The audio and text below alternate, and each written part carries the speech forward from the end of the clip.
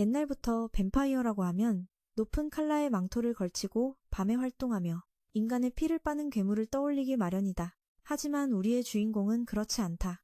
그는 진짜 오타쿠이며 이름은 스타즈다. 인간의 피를 먹거나 빨지 않고 그는 인간이 만든 것, 특히 일본 물건에 푹 빠져 있다. 피를 빨지 않는 이유도 간단한데 사람 피를 빠는 건 구시대적인 일이고 그는 그걸 싫어하는 데다 지금 인간계의 햇빛은 너무 강하고 인간계로 가는데 돈도 꽤 많이 든다. 게다가 그는 마계에서 바쁜 몸이다. 식당 점원이라도 되는가 싶겠지만 아니다. 그는 마계 한 구역의 보스이자 거대 조직의 두목이다. 말이 끝나기 무섭게 부하들이 바로 스타즈에게 전화를 걸었다. 부탁했던 DVD를 구했다고 보고하는 줄 알았는데 녀석들은 더 흥미로운 것을 손에 넣었다. 그건 바로 인간 여자였다. 아무래도 우연히 이곳에 흘러들어온 모양인데 부하들이 어떻게 처리해야 할지 몰라 그에게 넘기기로 한 것이다. 인간 여자라는 말 몇 마디에 녀석은 그대로 굳어버렸고 한참 뒤에야 정신을 차리고 부하들에게 여자를 방으로 데려오라고 서둘러 시켰다. 이때 스타즈는 몹시 불안하고 두근거렸다. 인간 여자를 만나는 것은 처음이었기 때문이다. 심지어 일본 여자라니. 그는 당황해서 무슨 옷을 입고 나가야 할지 몰랐다. 그러면서도 여자에게 보여줄 애니메이션까지 챙겼다. 음악도 마찬가지였다. 산더미 같은 옷도 그의 골칫거리였다. 한편 그 소녀는 엘리베이터로 옮겨지고 있었다. 주위에는 스타즈의 부하들이 군침을 흘리고 있었다. 한편 스타즈는 데이트라도 가는 것처럼 옷을 고르느라 정신이 없었다. 한참이 지나도 준비가 안 끝났는데 부하들이 물건을 데려왔다. 여자를 보자마자 녀석은 부하를 밖으로 걷어찼다. 형제애란 고작 그런 것이었다. 이제 방에는 둘만 남았지만 스타즈의 심장은 여전히 요동치고 있었다. 밖에서는 부하들이 보스가 여자를 먹을지 어떨지 수군댔지만 오늘 보스는 평소와 다르게 넋이 나간 사람 같아 보였다. 그들이 수군대는 동안 어디선가 꽃장수 한 명이 이 구역에 나타났다. 부하들이 나가서 누구 허락받고 장사하냐고 물었다. 그놈은 능글맞게 모른다며 보스를 만나 허락을 받겠다고 했다. 이곳 보스가 바쁘다는 걸 알자 그는 곧바로 태도를 바꿔 폭력으로 스타즈를 불러내려 했다. 한편 스타즈는 여전히 여자와 담소를 나누고 있었다. 주로 게임에 대해 이야기하던 중 부하에게서 도와달라는 전화가 걸려왔다. 그는 짜증내며 몇 마디 하더니 전파가 안 터지는 척하며 전화를 끊어버렸다. 그 후 대화를 이어가려 했지만 소녀는 동료들을 더 걱정해야 한다고 그를 타일렀다. 부드러운 말투와 초롱초롱한 눈빛은 스타즈의 심장을 뛰게 했고 그의 안에 잠든 뱀파이어의 본능을 자극했다. 그리고 이제 스타즈는 자신이 사랑에 빠졌음을 깨달았다. 그래서 그는 그녀를 끝까지 지키고 희고 부드러운 그녀의 목을 절대로 물지 않겠다고 맹세했다. 사랑하기 때문에 그는 소녀의 모든 부탁을 들어주기로 했다. 그래서 이제야 엉덩이를 떼고 부하들을 구하러 나섰다. 스타즈가 창문에서 뛰어내릴 때 그의 뒤에서는 수상한 식물이 그의 방으로 기어오르고 있었다. 스타즈가 나타나자 그 녀석은 흥미롭다는 듯 그를 도발하며 맹렬히 공격했다. 하지만 그는 아랑곳하지 않고 그대로 다가갔다. 가볍게 손을 한번 휘두르는 것만으로 그는 녀석의 덩굴 촉수를 박살내버렸다. 그리고 간단하게 심장을 으스러뜨리는 한 방으로 스타즈는 자기 구역에서 소란을 피운 놈을 보내버렸다. 이를 마친 그는 믿음직한 부하와 함께 방으로 돌아왔다. 하지만 문을 열자마자 입이 떡 벌어지는 광경이 눈앞에 펼쳐졌다. 아까 그 녀석의 기괴한 식물이 방 안에서 꿈틀거리더니 해골을 뱉어냈다. 스타즈는 미친 듯이 달려들어 그 식물을 박살냈다. 하지만 남은 건 끈적한 점액이 묻은 소녀의 옷뿐이었다. 그는 아무것도 해주지 못했는데 그녀가 뼈만 남게 된 것을 후회했다. 하지만 그때 부하가 침대 쪽을 가리켰다. 소녀는 여전히 그곳에 있었지만 알몸 상태였다. 둘은 의아해했다. 다른 사람이 또 있었던 걸까? 아니면 식물이 옷만 먹은 걸까? 그때 스타즈는 소녀에게 다가가 더 이상 그녀에게서 욕망이 느껴지지 않는다고 말했다. 부하는 눈앞에 그녀가 죽어서 유령이 되었다는 것을 금방 알아차렸다. 해골이 된 그녀를 생각하니 마음이 착잡했다. 스타즈는 어떤 대가를 치르더라도 그녀를 되살리겠다는 대담한 생각을 했다. 뭔가 방법을 찾나 싶었더니 만화책이나 읽고 있었다. 처음엔 그렇게 관심을 보이더니 이젠 완전히 무시하고 있었다. 심지어 그녀에게 짜증까지 냈다. 스타즈는 아직 그녀의 이름도 몰랐기에 물어봤고 소녀의 이름은 야나기 후유미였다. 후유미는 스타즈가 자기를 구해줄 거라는 걸 믿을 수 없어 다시 확인했다. 하지만 돌아온 대답은 만화를 참고해서 구해주겠다는 것이었다. 결국 후유미는 스스로 나설 수밖에 없었다. 갑자기 그녀는 무언가 떠올렸다. 바로 이곳에 오게 된 방법이었다. 그리고 후유미는 스타즈를 그 장소로 이끌었다. 스타즈는 그것을 보고 놀랐다. 이것은 최고 등급의 공간 마법이었다. 이런 건 처음 봤다. 말을 마친 후유미가 혼자 들어가려 하자 스타즈가 막아섰다. 처음엔 갈 생각이 없었지만 이걸 본 이상 빈손으로 돌아갈 순 없었다. 그래서 그는 함께 가기로 결심했다. 하지만 주된 이유는 역시 인간계의 게임과 음악 때문이었다. 그래도 가기 전에 확인은 해야 했다. 됐다. 스타즈는 후유미를 한 카페로 끌고 갔다. 그곳의 주인은 눈이 3개 달린 소녀였고 그녀의 동물도 마찬가지였다. 그녀의 이름은 사티였다. 스타즈는 그녀에게 후유미가 인간계로 돌아갈 수 있는지 확인해달라고 부탁했다. 그러자 그녀는 동물과 합체하여 천리안으로 눈부신 빛을 뿜어냈다. 확인 결과 후유미는 인간계에 가도 괜찮지만 너무 오래 머물러서는 안 된다는 결론이 나왔다. 그러나 스타즈도 같이 간다는 사실에 모두가 경악했다. 그가 떠나면 이 구역을 관리할 사람이 없어 모든 게 엉망이 될 것이다. 다행히 그때 데크가 그로 변신할 수 있는 신참을 데려왔다. 그렇게 문제는 해결되었다. 모두가 떠나는 스타즈를 위해 송별회를 열어주었다. 다음 날, 두 사람은 인간계로 갈 준비를 마쳤다. 하지만 스타즈는 본래 목적도 잊은 채 잔뜩 들떠보였다. 두 사람이 문을 통과하자 도착한 곳은 바로 후유미의 방이었다. 스타즈는 방이 너무 단순해서 감금당한 줄 알았다며 약간 실망했다. 후유미의 일상에 대해 물어본 그는 상황을 보러 그녀의 학교에 가기로 했다. 두 사람이 계단을 내려가자 후유미의 아버지를 마주쳤다. 그는 어제 어디 있었냐며 그녀를 추궁했다. 어떤 눈팽이를 집에 데려온 거냐? 어제는 왜 학교에 안 갔냐고 말이다. 후유미가 당황해서 대답을 못하자 스타즈가 그녀의 아버지 얼굴에 무언가를 뿌렸고 그는 태도가 돌변하더니 바로 출근해버렸다.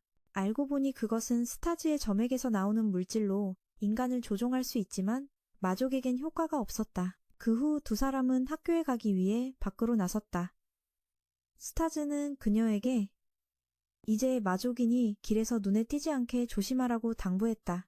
하지만 이 녀석은 보는 것마다 눈을 빛내며 카메라를 꺼내 아무데나 찍어댔다.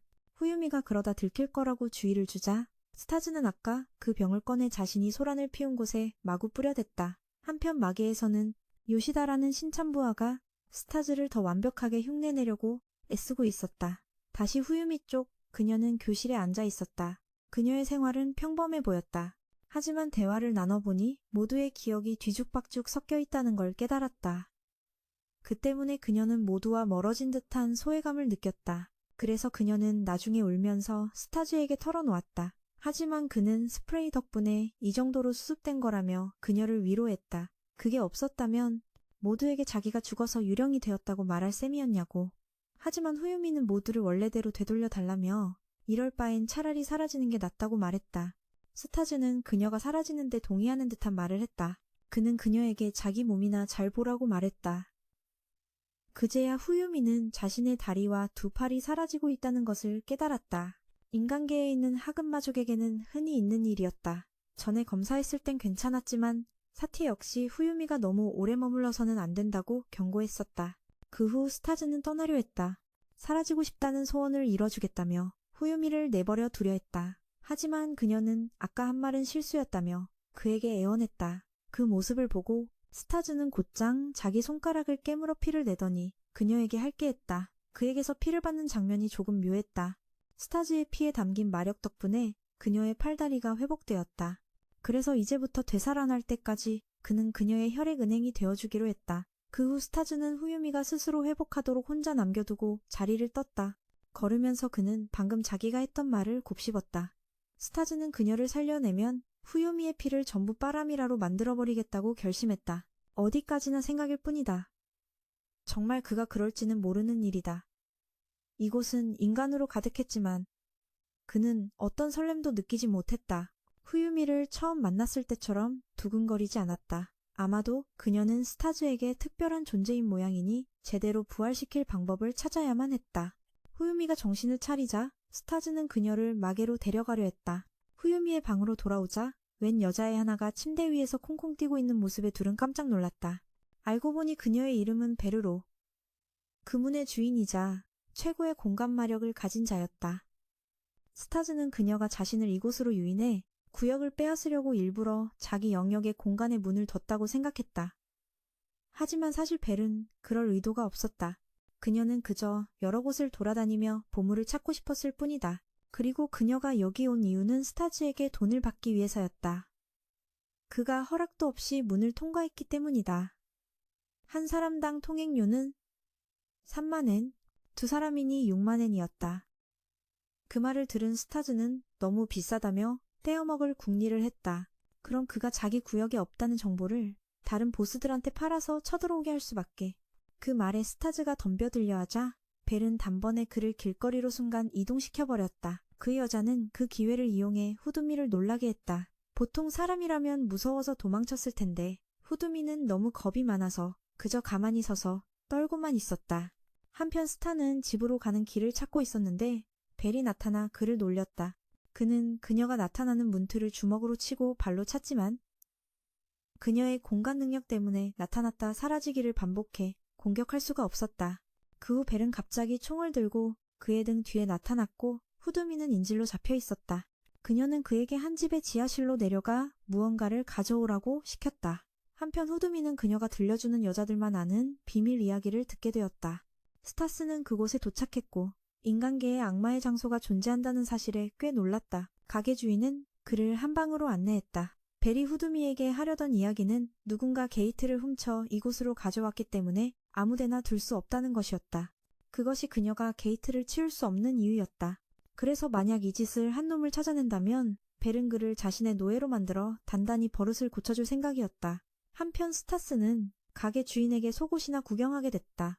그가 한눈 파는 사이 주인은 그에게 주먹을 날리고는 한판 붙자고 도발했다. 스타스도 그를 알아봤다. 그러자 그는 다시 공격하려 달려들었다. 하지만 그의 온몸이 마치 마비된 것처럼 꼼짝도 하지 않았다.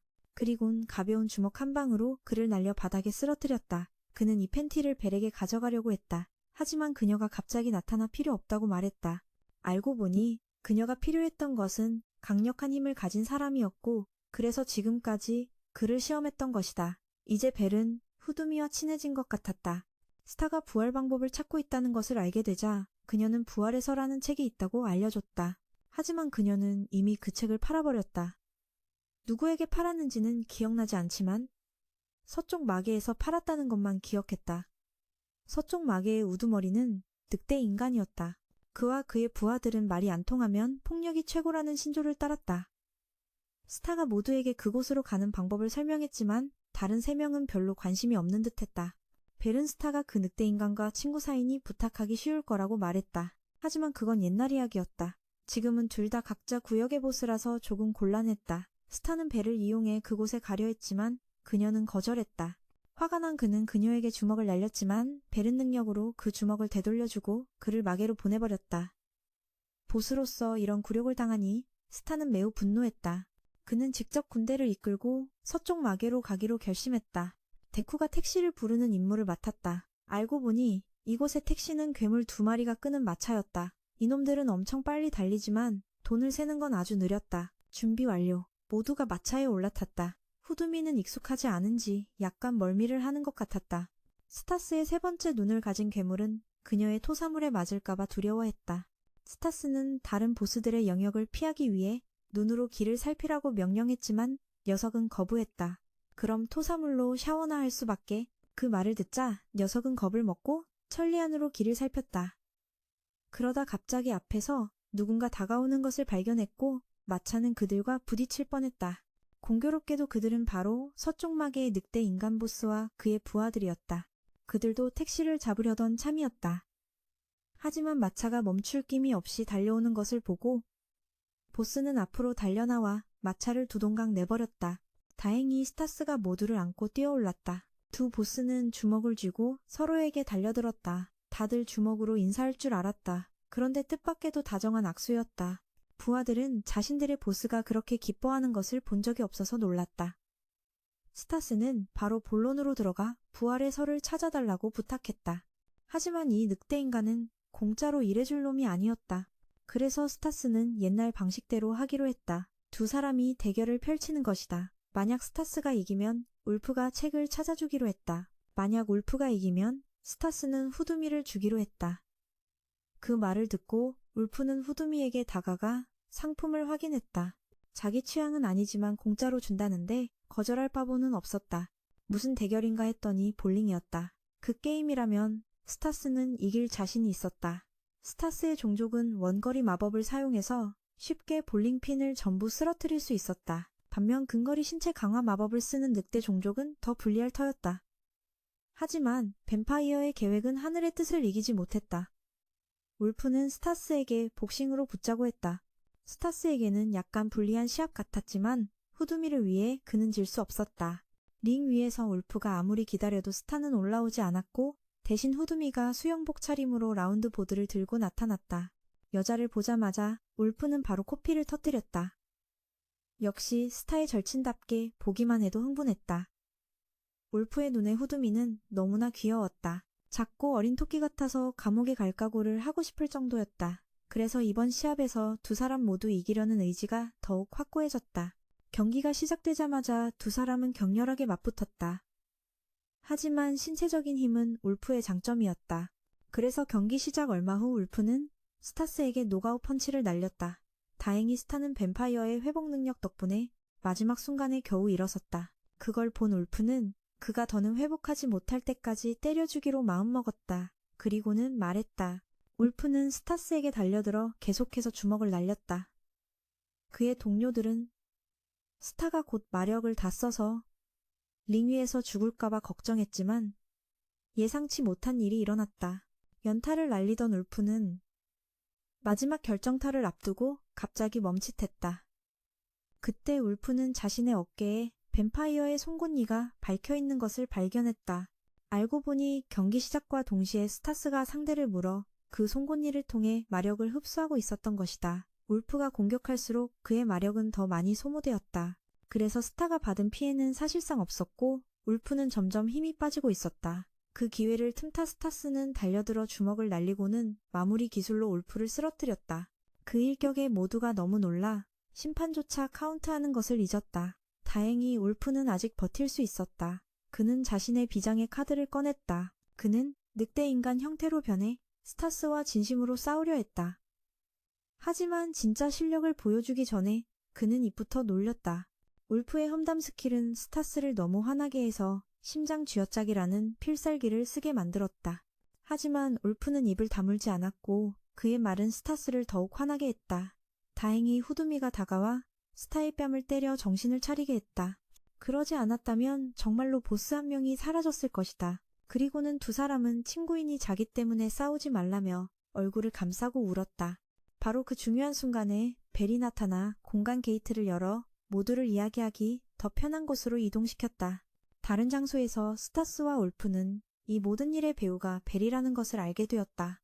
책이 이곳에 있다고 말한 것도 그녀였고 볼링 시합을 복싱으로 바꾸자고 한 것도 그녀였다. 그 후 그녀가 나타나 스타에게 책을 건네주었다. 알고 보니 그녀는 책을 계속 가지고 있으면서 그에게 거짓말을 했던 것이다.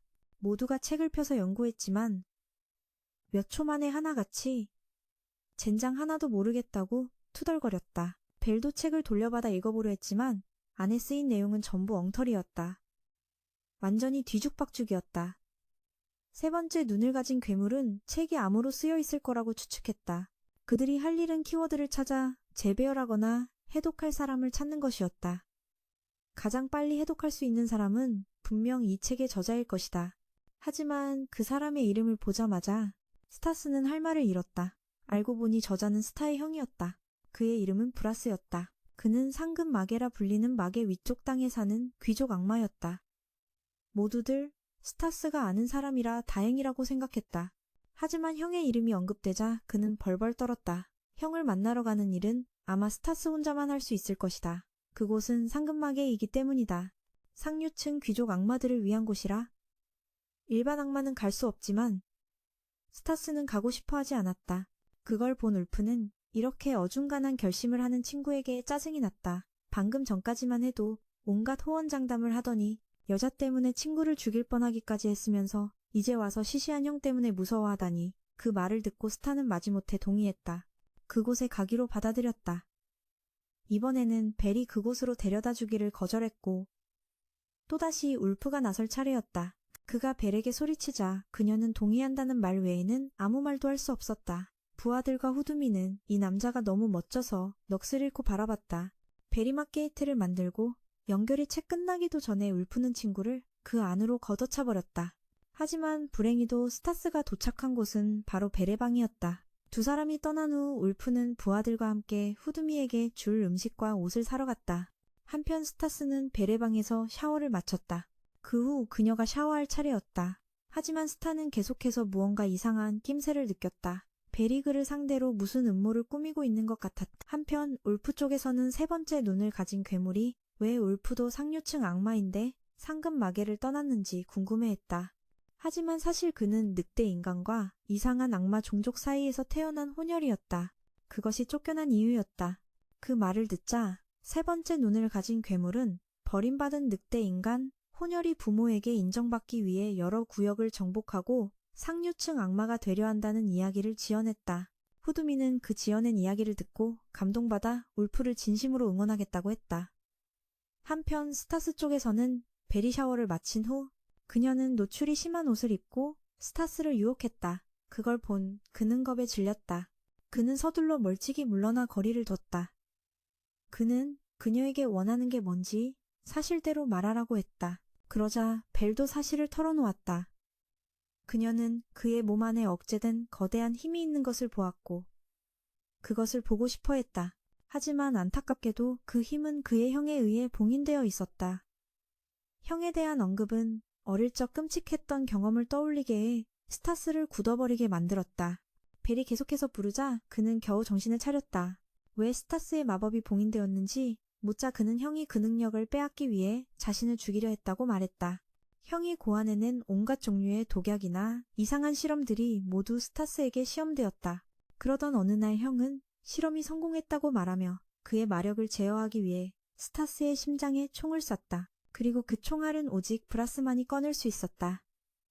이야기를 하던 중 그는 벨이 휴대폰으로 음식을 주문하는 것을 보았다. 스타는 놀라움에 눈을 빛내며 그게 뭐냐고 신나서 묻고는 빌려서 만져보았다.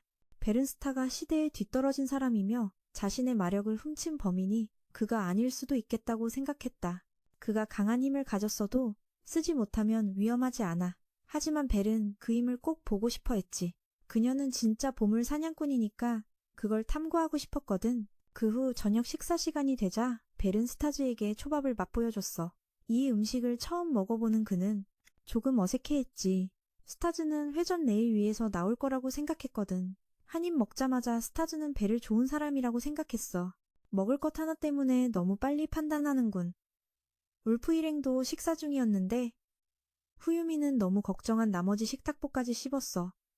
그러고는 바로 골아떨어졌지. 그래서 울프가 그녀를 침대로 옮겨야 했는데 등 뒤에서 좀 이상한 느낌이 들었어. 그런데 갑자기 세 개의 눈을 가진 짐승이 후유미의 다리가 사라지는 걸 보고 경악했지. 다음 날 벨은 스타즈를 성까지 데려다줬지만 아직 거리가 멀었어. 스타즈를 보고 나서야 안심하고 돌아갔지. 그 후 갑자기 스타즈가 몰래 움직이기 시작했어. 형과 다른 사람에게 들키면 아주 곤란해지기 때문이야. 말이 끝나기가 무섭게 어디선가 도끼가 날아왔는데 알고 보니 그의 여동생인 리즈였어. 한편 울프는 후유미를 업고 치료해줄 사람을 찾아 황급히 달려가고 있었어. 마족의 신체에 대해 아주 잘 아는 녀석이 있었지. 그 녀석은 별로 믿음직스럽지 않지만 정보를 줄 수도 있었거든. 그는 마계 과학계의 미치광이로 이름은 프랑켄이야. 이 녀석은 정말로 미쳤지. 패배자를 치료해주고 있었는데 그가 계속 불평하자 폭탄을 선물해서 영원한 휴가를 보내줬어. 한편 스타즈는 여동생의 전투 도끼와 씨름하고 있었지. 무슨 이유인지는 몰라도 그 소녀는 그를 몹시 증오했고 오빠로 인정하지도 않았어. 알고 보니 스타즈가 큰오빠를 모욕했기 때문이었지. 그녀가 몹시 존경하는 사람이었거든. 말을 마친 소녀는 도끼를 휘둘러 마법진을 만들었고 거대한 주먹을 소환해 스타즈를 마계에서 가장 끔찍한 감옥으로 날려버렸지. 이곳은 리즈의 장난감 상자라고 불렸어. 형을 만나 부활 마법에 대해 묻고 총알을 받아야 하는데 스타즈에겐 좀 어려워 보였지. 그때 울프는 후유미를 프랑켄에게 데려가 진찰을 받게 했어. 한편 스타즈는 족쇄를 풀려고 안간힘을 썼지만 휘어지지도 않았지. 그때 벽에 있는 버튼이 스타즈의 눈길을 끌었어. 주위의 죄수들이 그에게 버튼을 누르라고 재촉했어. 그가 버튼을 누르자마자 놈들은 즐겁게 웃었지. 감방 뒤쪽의 벽이 서서히 열렸어. 알고 보니 자유를 얻기 위해 감옥을 지키는 투사들에게 도전하는 곳이었지. 그 투사들은 아주 강해서 스타즈 같은 강자도 한 대도 피하지 못하고 맞았어. 싸움이 끝나자 그들은 그의 시체를 끌고 와 감옥에 던져넣었어. 이대로라면 후유미를 부활시키기도 전에 여기서 뼈를 묻게 될 판이었지. 한편 후유미는 이때 프랑켄이 그녀를 꼼꼼히 진찰하고 있었지. 그는 이 소녀의 몸에는 유령의 힘 외에 다른 마족의 힘도 존재한다고 했어. 바로 뱀파이어의 힘이었지. 설마 스타즈가 벌써 그녀를 덮친 건가? 울프와 그 짐승은 혼란스러워했어. 너희가 생각하는 그런 게 아니라 사실 그녀 안에는 뱀파이어의 마력이 있을 뿐이야. 보통은 각 마족은 마계에서 마력을 흡수해 자신만의 고유한 마력을 만들어내. 하지만 후유미의 경우 몸 안에 2개의 마력 원천이 있는 거지. 그것들이 섞이면서 그녀의 다리가 사라지게 된 거야. 쉽게 말해 과부하 상태인 거지. 유령의 몸으로 뱀파이어의 힘은 너무 크거든. 하지만 이상한 점은 후유미가 그 힘을 흡수했다는 점이야. 제대로만 한다면 그녀는 뱀파이어를 조종할 수도 있을 거야. 한편 스타즈는 계속해서 그 좀비 투사들에게 도전하고 있었어. 리즈가 태평하게 차를 마시고 있을 때 갑자기 큰오빠 브라즈가 나타났지. 그는 여동생에게 뭔가 말 못할 사정이 있다는 걸 눈치챘어. 물어본 끝에 침입자가 있다는 걸 알았지만 리즈는 그를 바로 처리하지 않고 감옥에 가뒀지. 브라즈는 왜 그랬는지 궁금해서 캐묻는데 갑자기 좀비 하나가 보고하러 들어왔어. 그 신입 죄수가 아주 끈질겨서 계속 싸움을 멈추지 않는다는 거야. 그 말을 들은 브라즈는 흥미를 느끼고 보러 가고 싶어 했어. 한편 울프는 후유미를 구하는 방법이 스타즈를 죽이는 것이라는 걸 믿을 수 없었지. 쉽게 말해 지금 후유미는 유령 상태야. 그녀에게 힘을 준 자를 흡수하면 뱀파이어가 될 수 있지. 하지만 울프는 들을수록 더 화가 났어. 그는 프랑켄의 멱살을 잡고 따졌어. 그렇게 하면 스타즈는 마력을 잃고 죽게 될 거라고. 하지만 이 녀석은 스타즈가 후유미 안에서 계속 살 거라고 우겼지. 다시 스타즈 쪽 그의 형이 도착했어. 스타즈는 10번째로 얻어맞고는 죽기 일보 직전이었지. 그걸 본 브라즈는 곧장 그에게 총을 쐈어. 하지만 그 총알들은 마력탄이었지. 그 덕분에 그는 마력을 회복할 수 있었어. 비록 상처를 입히긴 했지만 뱀파이어의 몸이라 금방 나을 거야. 그 말을 들은 좀비들은 자신들이 10번이나 팬 사람이 두 주인의 형제라는 걸 알고 겁에 질렸어.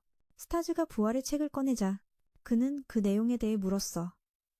한편 울프는 누구를 선택해야 할지 골머리를 앓고 있었는데 벨이 나타났지. 그녀는 프랑켄이 진실을 전부 말하지 않고 있다고 했어. 후유미를 구할 다른 방법이 아직 있다는 거야. 그 말을 듣자마자 울프는 화가 나서 그 녀석을 쓰러뜨리고는 실컷 맞기 싫으면 진실을 말하라고 윽박질렀어. 한편 스타즈는 브라즈에게 이유를 물었지만 브라즈는 자신에게 무슨 이득이 있냐고 되물었지. 하지만 대화를 들어보면 이 남자는 스타즈가 말한 것처럼 잔인하고 사악하지는 않은 것 같아. 브라즈가 리즈와 즐겁게 이야기하는 것을 보고 그녀는 몹시 질투했어. 그리고는 엉뚱한 곳에 화풀이를 했지. 좀비 2마리를 잿더미로 만들어버렸어. 그녀는 스타즈가 마족들을 이기지 못했으니 자신들과 같은 상급마족으로 여기지 않는다고 말했어. 하지만 브라즈는 스타즈의 몸에는 순혈 뱀파이어의 피가 흐른다며 반대했어. 그럼 스타즈가 자기보다 약하다는 거네. 이것도 틀렸지. 그의 힘은 봉인되어 있을 뿐 풀리면 리즈보다 몇 배는 강하니까. 그 말을 듣고 소녀는 화가 나서 두 사람을 공격했어. 리즈는 스타즈가 떠나면 브라즈가 자신에게 더 관심을 가질 거라고 생각했거든. 하지만 그는 한 번도 그녀에게 제대로 관심을 준 적이 없었어. 스타즈의 옛날 사진이나 보고 심지어 여동생이 뭘 좋아하고 싫어하는지도 몰랐지. 여기엔 상당한 편애가 있었던 거야. 스타즈는 그런 시시한 이유 때문에 여동생이 자신을 감옥에 쳐넣었다고 말했어. 리즈는 오빠가 자기 마음을 이해할 수 없다고 반박했어. 그럼 리즈는 스타즈의 마음을 이해하기나 했을까? 하지만 그 대신 그도 부탁할 일이 있었어. 한편 울프 쪽에서는 마침내 프랑켄에게서 진실을 실토하게 만들었지. 알고 보니 그는 자신의 목적을 위해 일부러 그런 말을 했던 거야. 알고 보니 그는 괴물을 하나 만들어냈던 거야. 그리고 우연히도 그게 바로 브라즈가 스타즈에게 부탁하려던 일이었지. 3일 전 마계에서 아킴이라는 이름의 인조마인이 만들어졌어. 그건 프랑켄이 다른 마족들의 신체 부위를 꿰매 붙여 초강력 마족을 만들려던 작품이었지. 그 후 그는 연구실에서 탈출해 자신에게 맞는 초강력 신체 부위를 찾겠다고 했어. 프랑켄이 맞기도 전에 이 녀석은 공간 마법을 사용해 떠나버렸어. 그래서 이제 울프와 스타즈 모두 그 인조마인을 잡는 임무를 맡게 됐지. 그 후 브라즈는 스타즈가 어렸을 때 엄청난 마력을 가졌다고 이야기했어. 반경 5m의 거대한 바위를 구슬 크기로 압축할 수도 있었지. 하지만 힘을 사용할 때마다 대가가 따랐고 이대로 두면 언제 목숨을 잃을지 모를 상황이었어. 그걸 막기 위해 그는 스타즈의 힘을 억제하려고 심장에 총알을 박아야만 했어. 하지만 이제 브라즈는 스타즈가 그 힘을 제어하고 새로 봉인이 풀린 힘으로 그 인조마인을 해치울 수 있다고 생각했지. 이제 스타즈는 처음에 자신을 박살냈던 두 좀비를 손쉽게 날려버릴 수 있었어. 스타즈는 자신의 힘을 되찾게 되어 기뻐했지. 그 인조인간은 네가 오랫동안 봉인되었던 힘을 시험해보기에 가장 적합한 상대야. 그의 형 브라즈는 그가 성공적으로 그 녀석을 쓰러뜨리기를 바랐지. 그러면 브라즈는 스타즈에게 산자를 부활시키는 방법을 알려주기로 했어. 이때 울프는 이 까다로운 인조인간과 맞서고 있었어. 그는 공간 반지로 계속해서 그를 공격했고 울프는 즉시 반격하여 그의 팔을 부러뜨렸지. 그런데 어떻게 된 건지 그는 여전히 그걸 사용해 그를 벽으로 날려버렸어. 그의 팔다리는 그냥 장식품일 뿐 뼈나 신경이 아니라 마력으로 조종되는 거였어. 그의 진짜 몸은 이 시체를 조종하는 유령이었어. 울프는 다른 방법이 없어서 늑대로 변신해 이 녀석과 끝장을 보기로 했지. 하지만 이 변신은 3분밖에 유지되지 않았어. 그러는 동안 벨과 프랑켄은 따로 비밀스러운 대화를 나누고 있었어. 벨은 프랑켄이 울프가 지기를 바란다는 걸 알았지. 그래야 아무 방해 없이 후유미의 장난감을 공짜로 수리할 수 있으니까. 엿듣는 과정에서 벨은 프랑켄이 인조인간 아킴이 공간 마법을 쓸 수 있다는 걸 안다는 사실도 알아챘어. 그녀는 프랑켄에게 당장 아는 것을 전부 불라고 요구했지. 시간이 다 되기 전에 울프는 시간 안에 아킴의 몸을 세 조각으로 찢어버렸어. 하지만 당연히 그 공격은 아킴에게 효과가 없었지. 그는 흩어진 신체 조각들을 재빨리 주워 다시 조립했어. 스타즈는 울프의 변신 시간이 끝나자마자 나타나 싸움을 이어받았어. 두 사람은 만나자마자 아킴은 제쳐두고 시끄럽게 말다툼을 했지. 아킴은 무시당했다고 느껴 즉시 두 사람을 공격했어. 벨은 후유미와 족제비가 울프의 싸움을 볼 수 있도록 큰 화면을 띄웠어. 그녀는 울프가 예상보다 빨리 인간 모습으로 돌아온 것을 이상하게 여겼지. 스타즈가 몇 가지 기술을 선보이자 울프는 바로 그를 믿고 아킴을 맡겼어. 이 괴짜 녀석은 그 혼자서도 충분히 감당할 수 있을 거야. 양쪽은 천지가 흔들릴 정도로 싸웠어. 스타즈는 손오공의 기술을 흉내내 아킴을 날려버릴 작정이었지. 아킴을 치기도 전에 녀석에게 한 방 맞고 나가 떨어질 줄 누가 알았겠어. 너의 그 화려하기만 한 기술로는 삼류 전사에 불과해. 그 녀석의 말이 스타즈를 제대로 도발했다. 그 기술은 그가 존경하는 세계 최강의 기술이었다. 자신의 우상을 모욕하는 건 절대 용납할 수 없었다. 스타즈는 그가 삼류라 칭한 자가 만든 필살기로 녀석을 죽일 것이다. 그 말을 들은 아킴은 온몸이 흥분으로 떨려왔다. 그의 몸은 즉시 변하며 가슴에 입이 나타났다. 스타즈의 힘은 브라즈보다 강했다.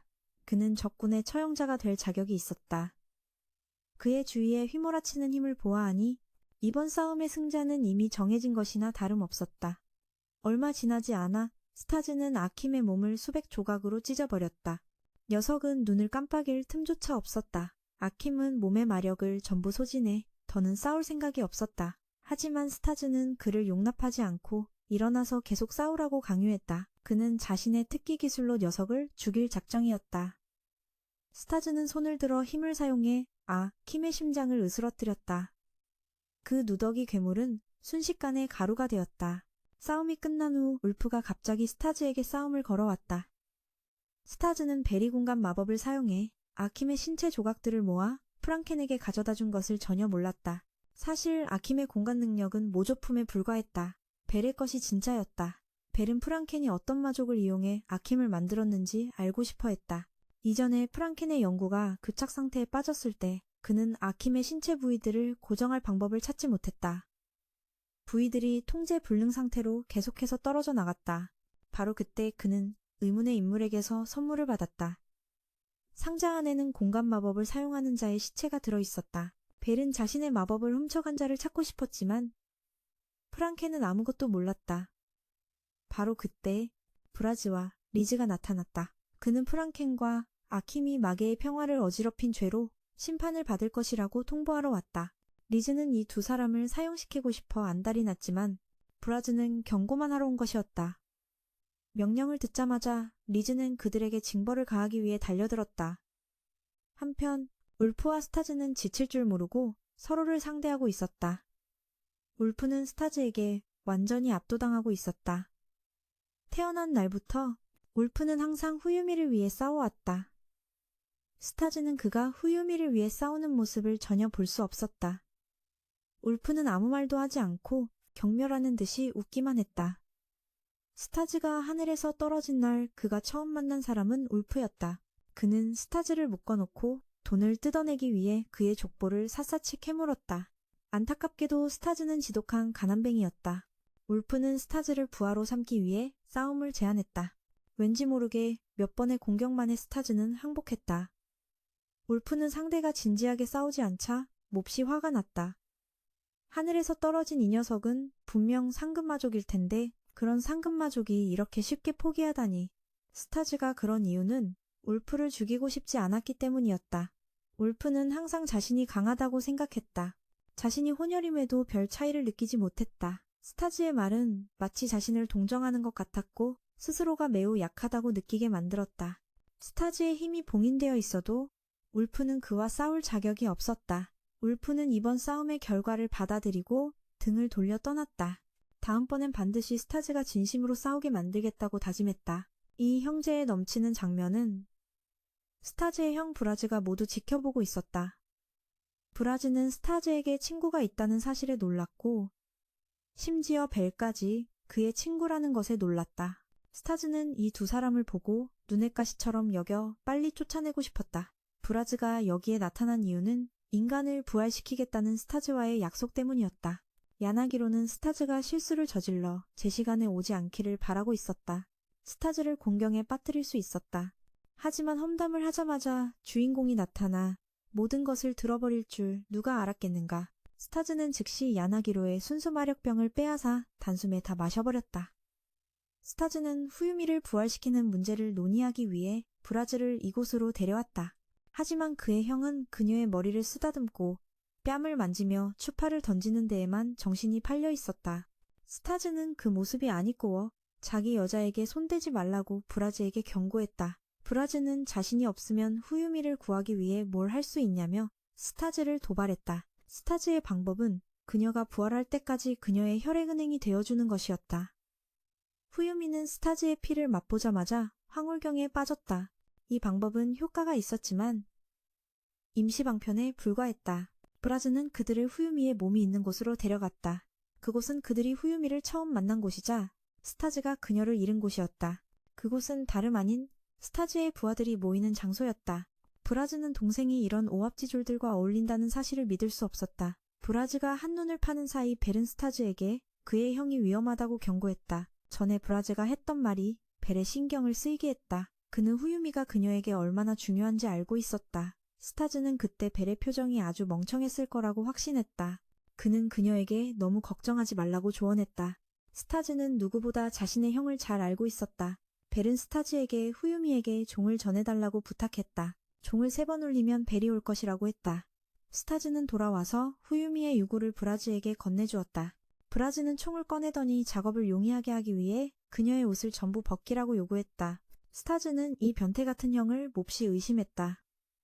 만약 형이 조금이라도 딴짓을 한다면 그는 주저없이 손을 쓸 생각이었다. 브라즈는 후유미의 영혼을 새로 재창조한 육체로 옮겨 완전히 부활시키기 위해 그녀의 마력 샘플을 채취하려 했다.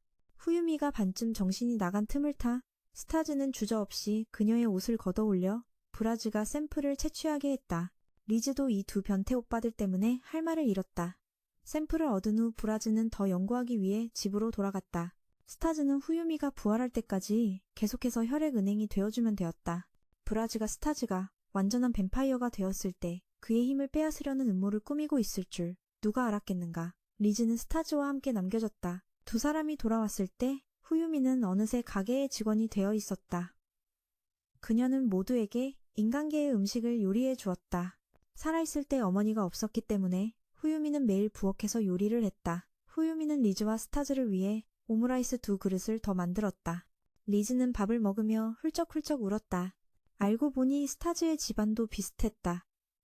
3남매의 부모님은 어릴 때 돌아가셨다.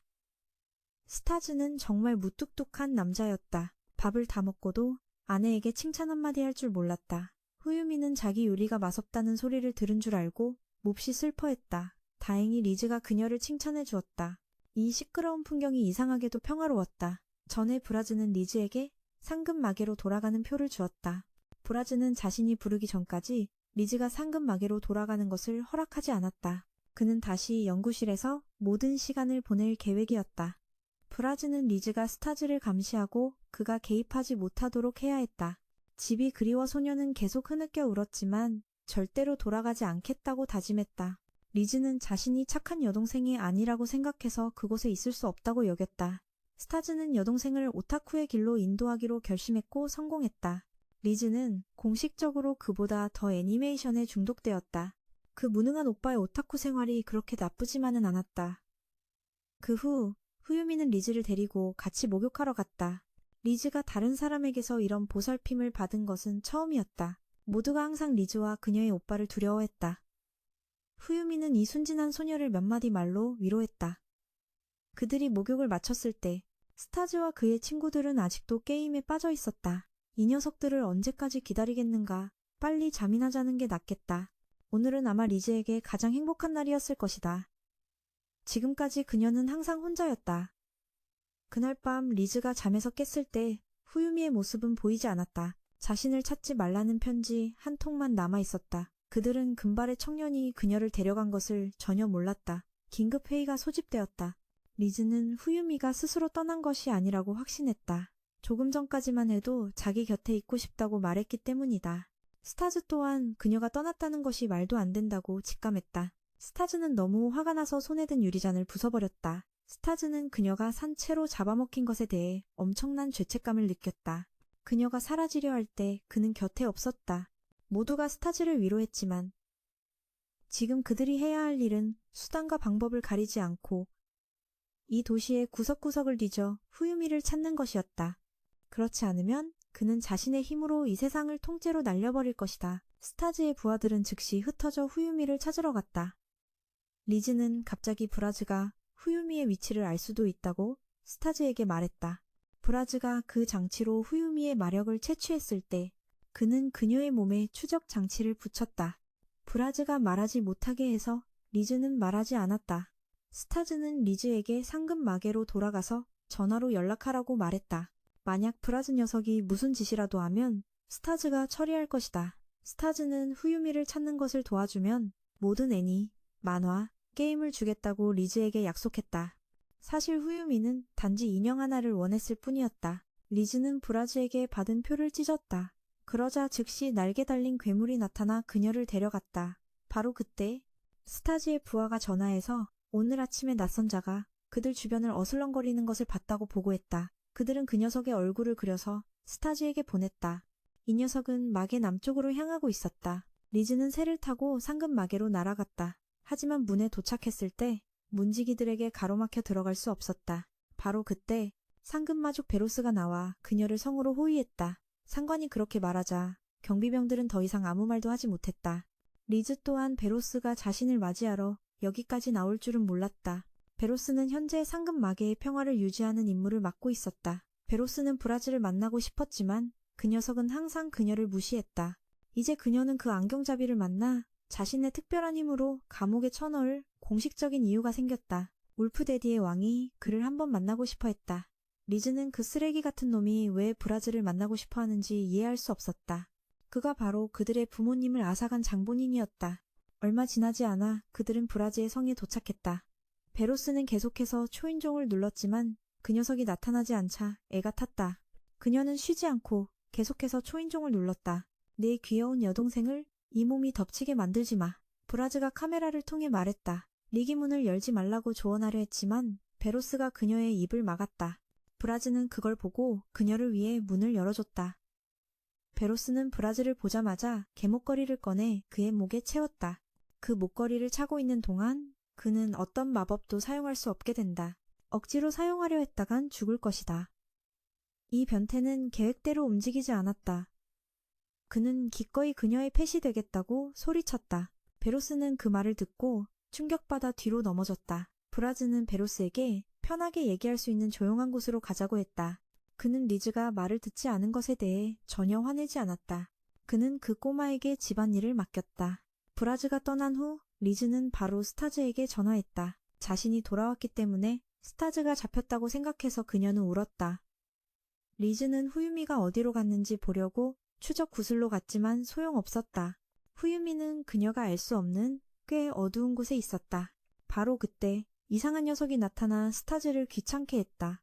스타즈는 사진을 보여주며 그가 찾고 있는 금발 녀석에 대해 물었다. 그 녀석은 스타즈가 만만하다고 생각하고 까불다가 한 대 맞고는 바로 얌전해졌다. 그는 아는 게 없었지만 자기 보스는 모든 것에 정통하다고 장담했다. 스타즈는 그가 무슨 짓을 할까봐 두려워하지 않았다. 어차피 그를 저 세상으로 보내버릴 수도 있었으니까. 그 수달 녀석은 그를 아주 하와이풍으로 생긴 집으로 데려갔다. 집주인은 예티라서 그의 집은 1년 내내 얼어 있었다. 집주인마저 추워서 덜덜 떨고 있었다. 그 수달의 이름은 사바오였다. 스타즈는 금발 녀석의 사진을 예티에게 보여주며 물었다. 예티는 그를 알아봤고 그가 사는 곳도 알고 있었다. 하지만 그는 스타즈가 그곳에 갈 수 없을 거라고 생각했다. 그가 사는 곳은 공간의 고지대 깊은 곳에 있었다. 막의 7대 불가사의 중 하나로. 아무도 그곳에 들어간 적이 없었다. 그 넬이라는 녀석이 아직 여기서 멀지 않기를 기도하는 게 좋을 거다. 어느 라멘 가게에서 넬은 배부르게 먹다가 문득 후유미도 배고플 거라는 생각이 들었다. 넬은 라멘 한 그릇을 더 시키고 마술을 부려 후유미에게 라멘을 공간 이동시켰다. 가게 주인은 라면 그릇이 사라진 것을 보고 소리치며 그에게 보상을 요구했다. 보상하지 않으면 경찰을 불러 감옥에 보내겠다고 했다. 넬은 그 아저씨가 마법에 감탄할 줄 알았다. 넬은 어쩔 수 없이 공간에 손을 넣으라면 그릇을 꺼내 주인에게 돌려주려 했다. 후유미는 절대로 그에게라면 그릇을 돌려주려 하지 않았다. 둘은 끝없이 옥신각신했다. 넬이라면 그릇을 잡아당기는 바람에 후유미까지 밖으로 끌려 나왔다. 후유미는 이 기회를 틈타 벨이 준 방울을 흔들었다. 그녀가 밖으로 나오자 리즈와 벨도 동시에 후유미의 흔적을 발견했다. 넬은 불길한 예감이 들어 바로 도망쳤다.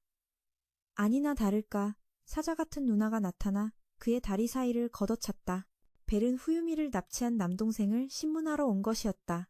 후유미는 자기 지인이니 건드리지 말라고 했다. 꼭 무슨 일이 있어야만 얼굴을 비춘다니까. 전에 몇 번이나 메시지를 보냈는데 답장도 안 하더니. 누나가 집을 나간 후로 그는 항상 어머니의 분노를 감당하고 심부름꾼 노릇을 해야 했다. 벨 역시 어머니가 왜 후유미를 노리는지 이해할 수 없었다. 바로 그때 스타즈가 날아와 두 남매에게 따지기 시작했다. 넬은 지겹다는 듯이 한숨을 쉬었다. 이 녀석에게 후유미를 빼앗긴 걸 엄마에게 어떻게 설명해야 할지 모르겠네. 벨은 남동생이 도망가도록 그를 보호하기로 했다. 벨이 나타나자 스타즈는 그녀가 주모자라고 생각했다. 넬은 즉시 후유미가 있는 공간의 방으로 숨어 그곳에 틀어박혔다. 스타즈가 넬의 천을 잡으려 하자 갑자기 천이 저절로 움직였다. 알고 보니 넬이 안에서 천을 조종하고 있었다. 벨은 그 틈을 타 스타즈를 가두려고 했다. 하지만 그가 하늘로 날아올라 그녀의 공격을 피할 줄은 아무도 몰랐다. 그가 천을 쫓아 날아오르자 벨에게 두 방을 맞고 쓰러졌다. 스타즈가 깨어났을 때 그는 벨의 공간 안에 있었다. 벨은 그제야 이 일은 자신과 관련이 없다고 설명했다. 스타즈는 벨이 자신을 방해하고 브라즈의 부활 계획도 막고 있다고 생각했다. 벨은 그 말을 듣고 마음이 아팠다. 자기는 그에게 부족한 걸까? 그때 스타즈는 후유미를 수집품으로 여긴다고 고백했다. 후유미는 대체 불가능한 초이기 아이템이라고 했다. 이 말을 듣고 불같은 성격의 벨은 즉시 분노했다. 그녀는 이 녀석의 관점을 받아들일 수 없었다. 두 사람은 바로 서로에게 달려들었다. 만약 스타즈가 이기면 그녀는 그를 후유미가 있는 곳으로 데려다 주기로 했다. 이 귀한 뱀파이어 녀석에게는 교훈이 필요했다. 스타즈는 자신이 뭘 잘못 말해서 이 불같은 여자를 화나게 했는지 이해하지 못했다. 한편 후유미는 넬에 의해 안전한 쉼터로 옮겨졌다. 벨은 공간 능력을 펼쳐 자신을 주사위 안에 가두고 그의 주위를 공격했다. 스타즈가 방심한 순간 그녀는 얼굴을 내밀어 그에게 총을 몇 발 쐈다. 주변의 공간 조각들과 벨이 어디서 튀어나올지 모르는 상황에서 스타즈는 완전히 수세에 몰렸다. 그는 옷에 구멍이 날 정도로 여러 발을 맞았다. 벨이 갑자기 밖으로 나와 그와 정면으로 맞붙었다. 벨은 지난번처럼 포기하는 게 좋을 거라고 조언했다. 물론 지금의 스타즈는 예전과 완전히 달랐다. 벨이 자신의 마법을 물질로 바꿀 수 있다면 그도 마찬가지였다. 스타즈는 손을 만들어내 벨을 꽉 붙잡고 놓아주지 않았다. 포기하지 않으면 하반신을 날려버리겠다고 했다. 스타즈가 방심한 순간 벨은 주사위를 회수하고 그 안으로 숨었다.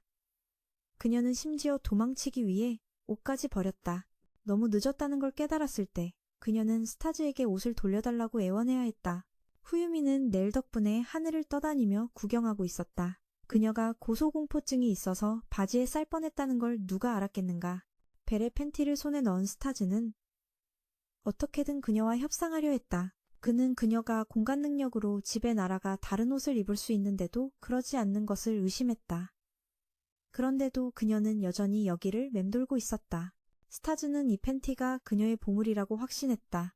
사실 벨이 걱정하는 것은 주머니에 있는 일기장이었다. 만약 저 녀석이 그녀의 연애 작전을 읽는다면 그녀는 구멍에 들어가 영원히 나오지 못할 것이다. 스타즈는 그녀의 태도가 이상하다고 느꼈는데 특히 그가 공책을 만졌을 때 그랬다. 스타즈는 바로 벨 앞에서 그것을 펼쳐 읽었다. 벨은 더 이상 참을 수 없었다. 즉시 항복하며 모든 것을 말하겠다고 맹세했다. 스타즈는 습관적으로 그녀를 끌어올리다가 그녀의 옷을 쥐고 있다는 사실을 잊었다.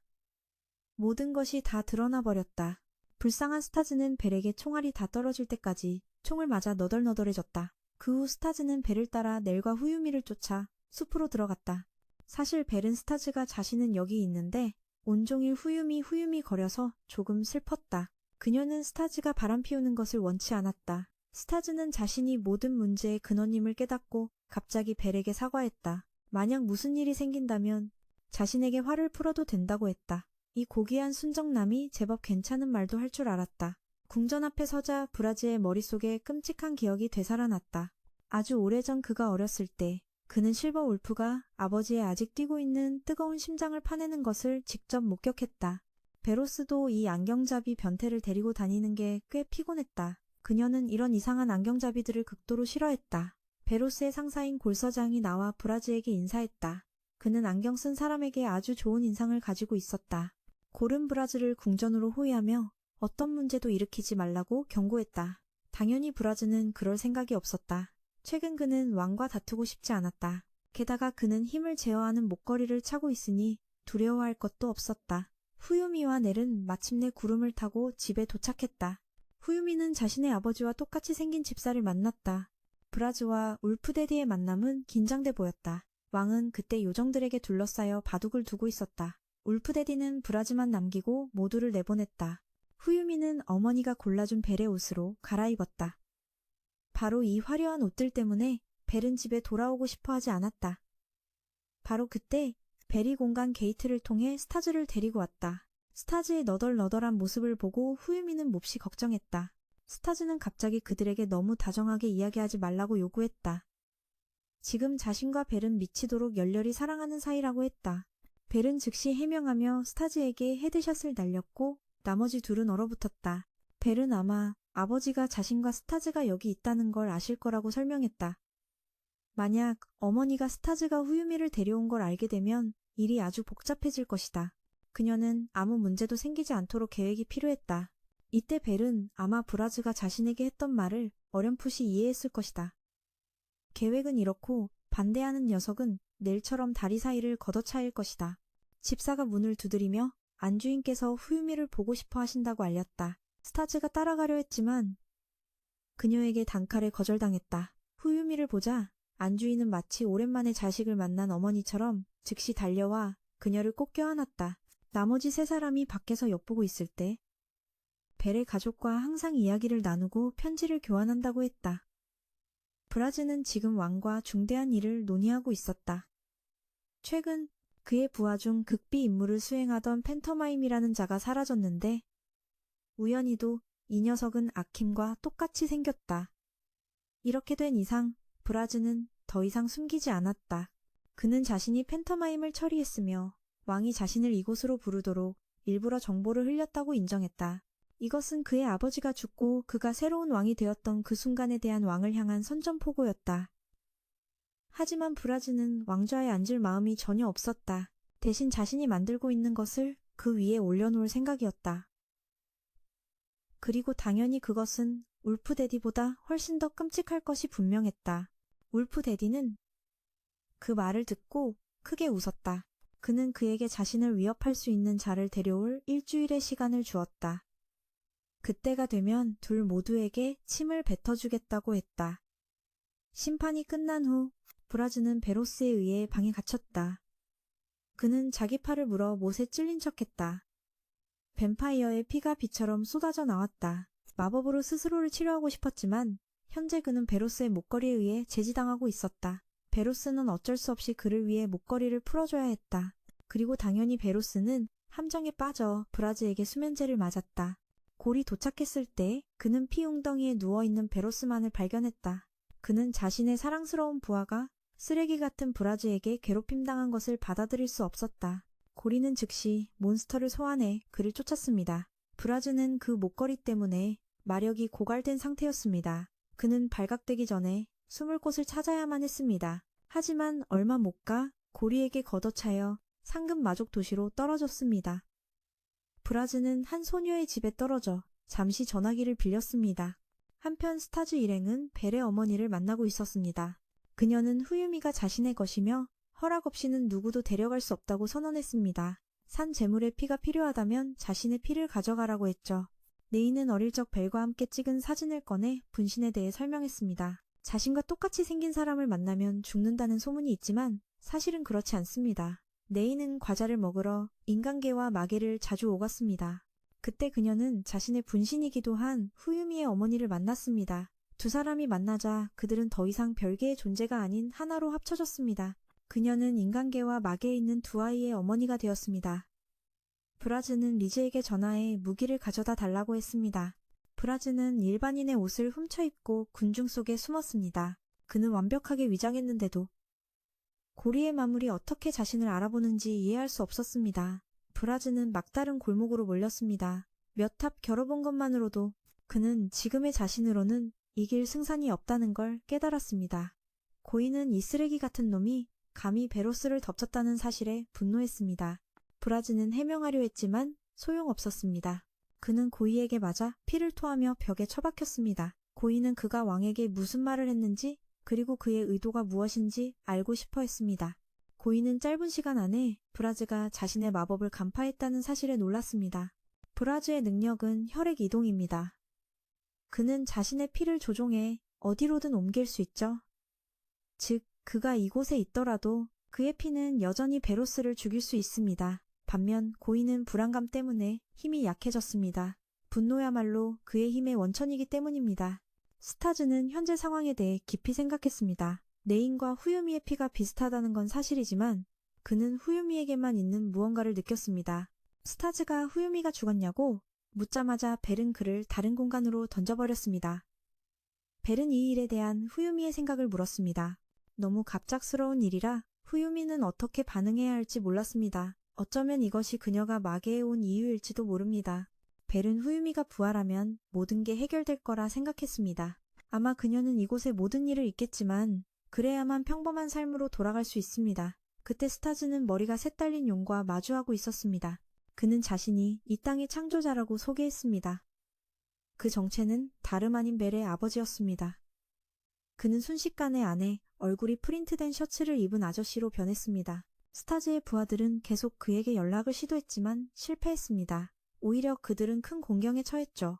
흉악한 마족 무리가 갑자기 그들을 포위하고 영역을 차지하려 했습니다. 그들을 이끄는 자는 다름 아닌 수달 사바오였습니다. 아저씨는 스타즈에게 자신의 능력을 보여주었습니다. 스타즈는 외모만 보고도 그가 벨의 아버지라는 것을 알아챘습니다. 벨은 레인이 인간의 몸과 융합한 후에 태어났습니다. 하지만 두 아이 모두 그에게는 소중한 천사였습니다. 후유미에 관해서는 레인과 상의한 후 함께 키우기로 받아들였습니다. 누구든 막으려거든 자신을 쓰러뜨려야 할 거라고 했습니다. 아저씨는 말하면서 두 사람이 서 있는 섬 주위에 결계를 쳤습니다. 벨이 남자를 집에 데려온 건 이번이 처음이었습니다. 원래라면 아저씨는 두 팔 벌려 환영했을 겁니다. 하지만 스타즈가 후유미도 쫓고 있다는 말을 들었습니다. 후유미는 집사를 보며 자신의 아버지를 떠올렸습니다. 아마 레인이 두 사람이 만나는 걸 막으려고 이 아저씨를 데려왔을 겁니다. 후유미는 집사와 어머니의 관계가 궁금했습니다. 그 질문에 옆에 있던 벨은 마시던 물을 뿜고 말았습니다. 집사는 평범한 주종 관계일 뿐이라고 대답했습니다. 하지만 벨의 아버지는 그렇게 생각하지 않았습니다. 야나기 집안의 가장은 그가 유일하게 두려워하는 사람이었습니다.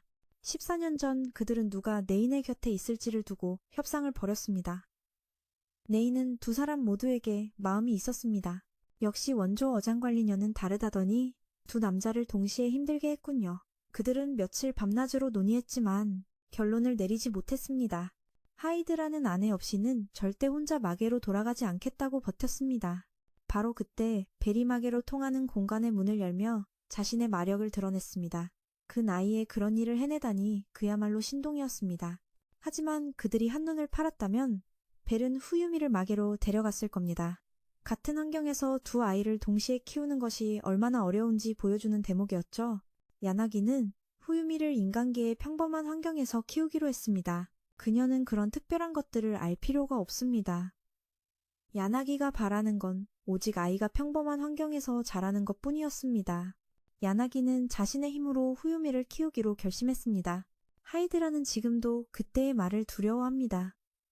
그는 마계에서 그런 말을 들어본 적이 없었습니다. 그곳은 모두가 자기 자신에 대해서만 말하는 곳이니까요. 야나기는 자신의 행복보다 딸의 미래를 선택했습니다. 그렇다고 야나기가 아내를 포기하려 한 건 아니었습니다. 그는 만약 하이드라가 네인을 불행하게 하면 용서하지 않겠다고 말했습니다. 하이드라는 누구도 두려워한 적이 없었지만 그 진지한 협박에 소름이 돋았습니다. 그 말은 하이드라의 심장에 직격했습니다. 그는 다가가 스타즈의 턱이 날아갈 뻔하게 주먹을 날렸습니다. 어느새 고이와 브라즈는 화해하고 벤치에 앉아 이야기를 나누고 있었습니다. 고이는 부하를 보내 베로스의 안부를 확인하게 했습니다. 그녀의 안전을 확인한 후에야 그는 자리에서 일어나 떠날 준비를 했습니다. 브라즈는 도시에서 소란을 피운 것에 대해 처벌이 있을까 걱정했습니다. 하지만 왕께서는 아직 아무런 명령도 내리지 않으셨습니다. 고이는 폐하께서 왜 그러시는지 몹시 궁금했습니다.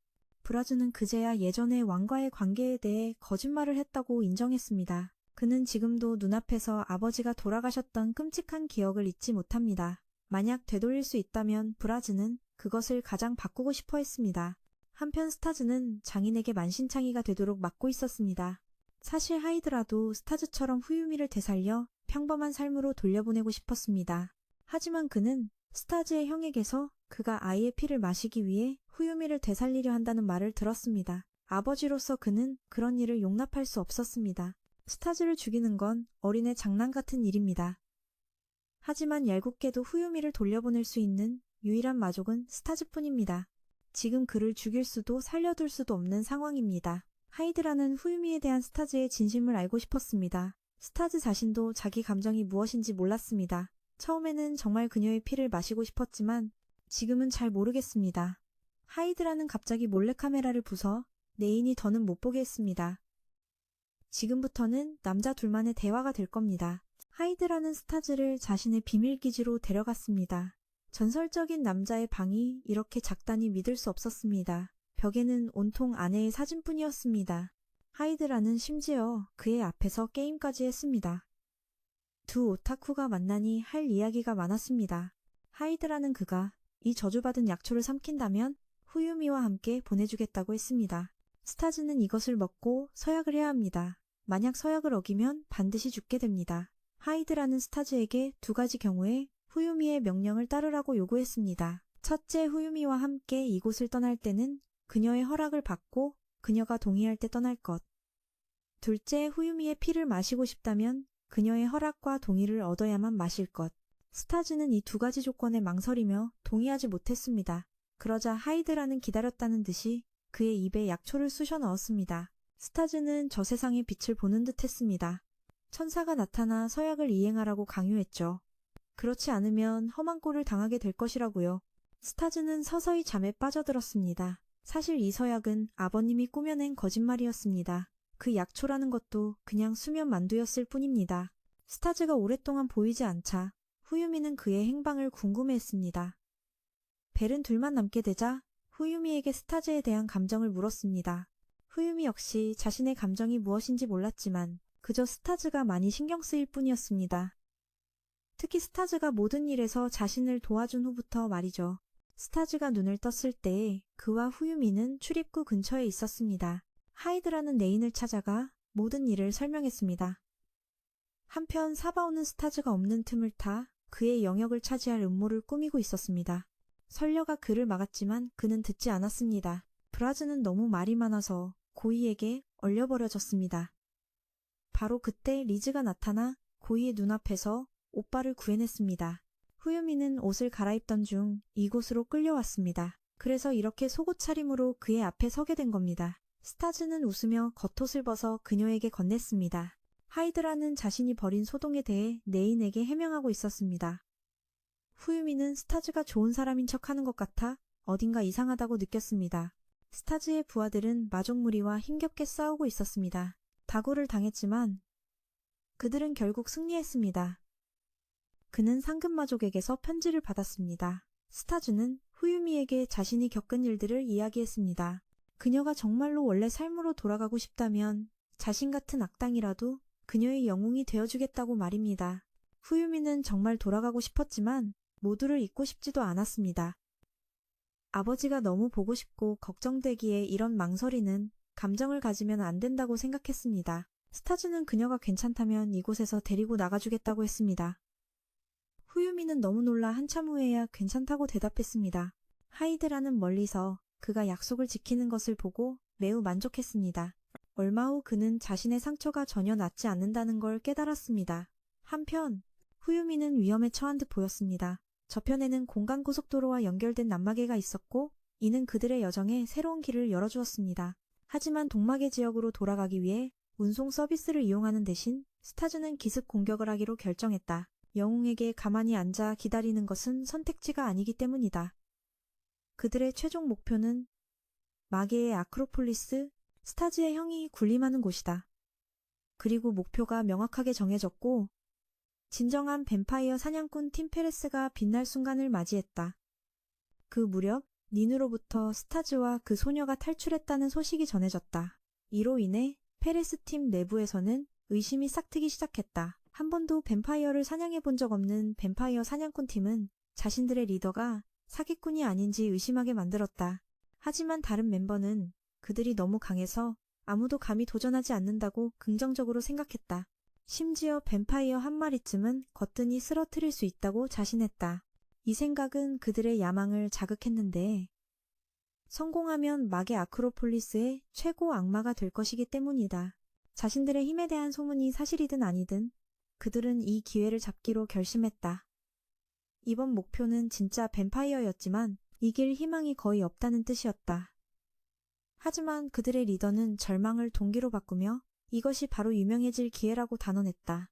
그리고 팀 전체가 뱀파이어 사냥꾼이라는 칭호가 이름뿐이 아니라는 것을 증명하기 위해 길을 나섰다. 한편 샘은 팀의 다른 멤버는 자신의 비싼 시계를 자랑하며 자신이 가진 어떤 물건처럼 좋은 것은 항상 더 비싸다고 강조했다. 하지만 다른 멤버가 졸리다며 낮잠을 자겠다고 하자 리더는 크게 실망하고 혼자서 모든 것을 해결하기로 결심했다.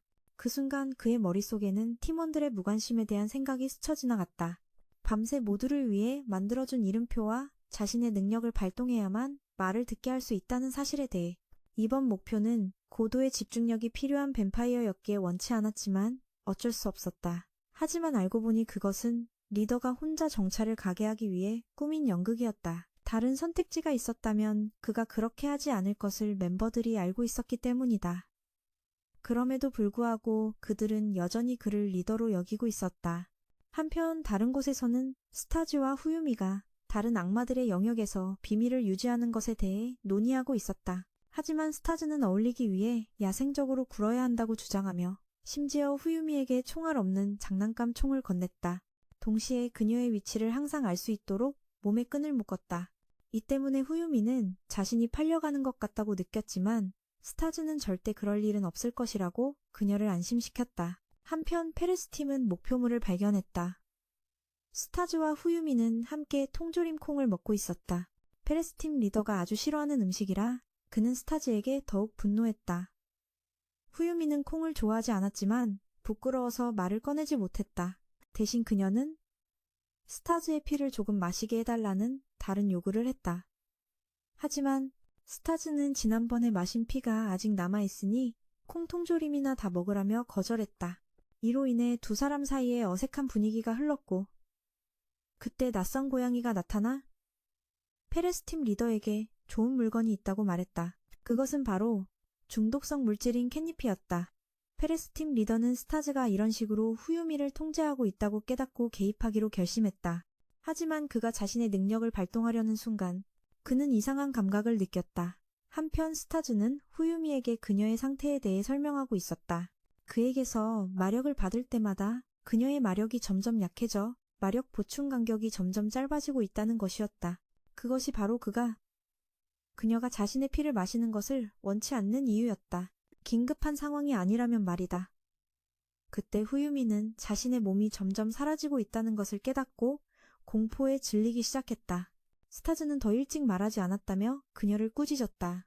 그녀의 절망감을 더 명확히 표현하고 부활하고 싶은 갈망을 보여달라고 요구한 뒤 손가락을 내밀어 피를 빨도록 허락했다. 하지만 그녀가 너무 많이 빨아 스타즈는 그녀의 상태를 걱정하며 멈춰야 했다.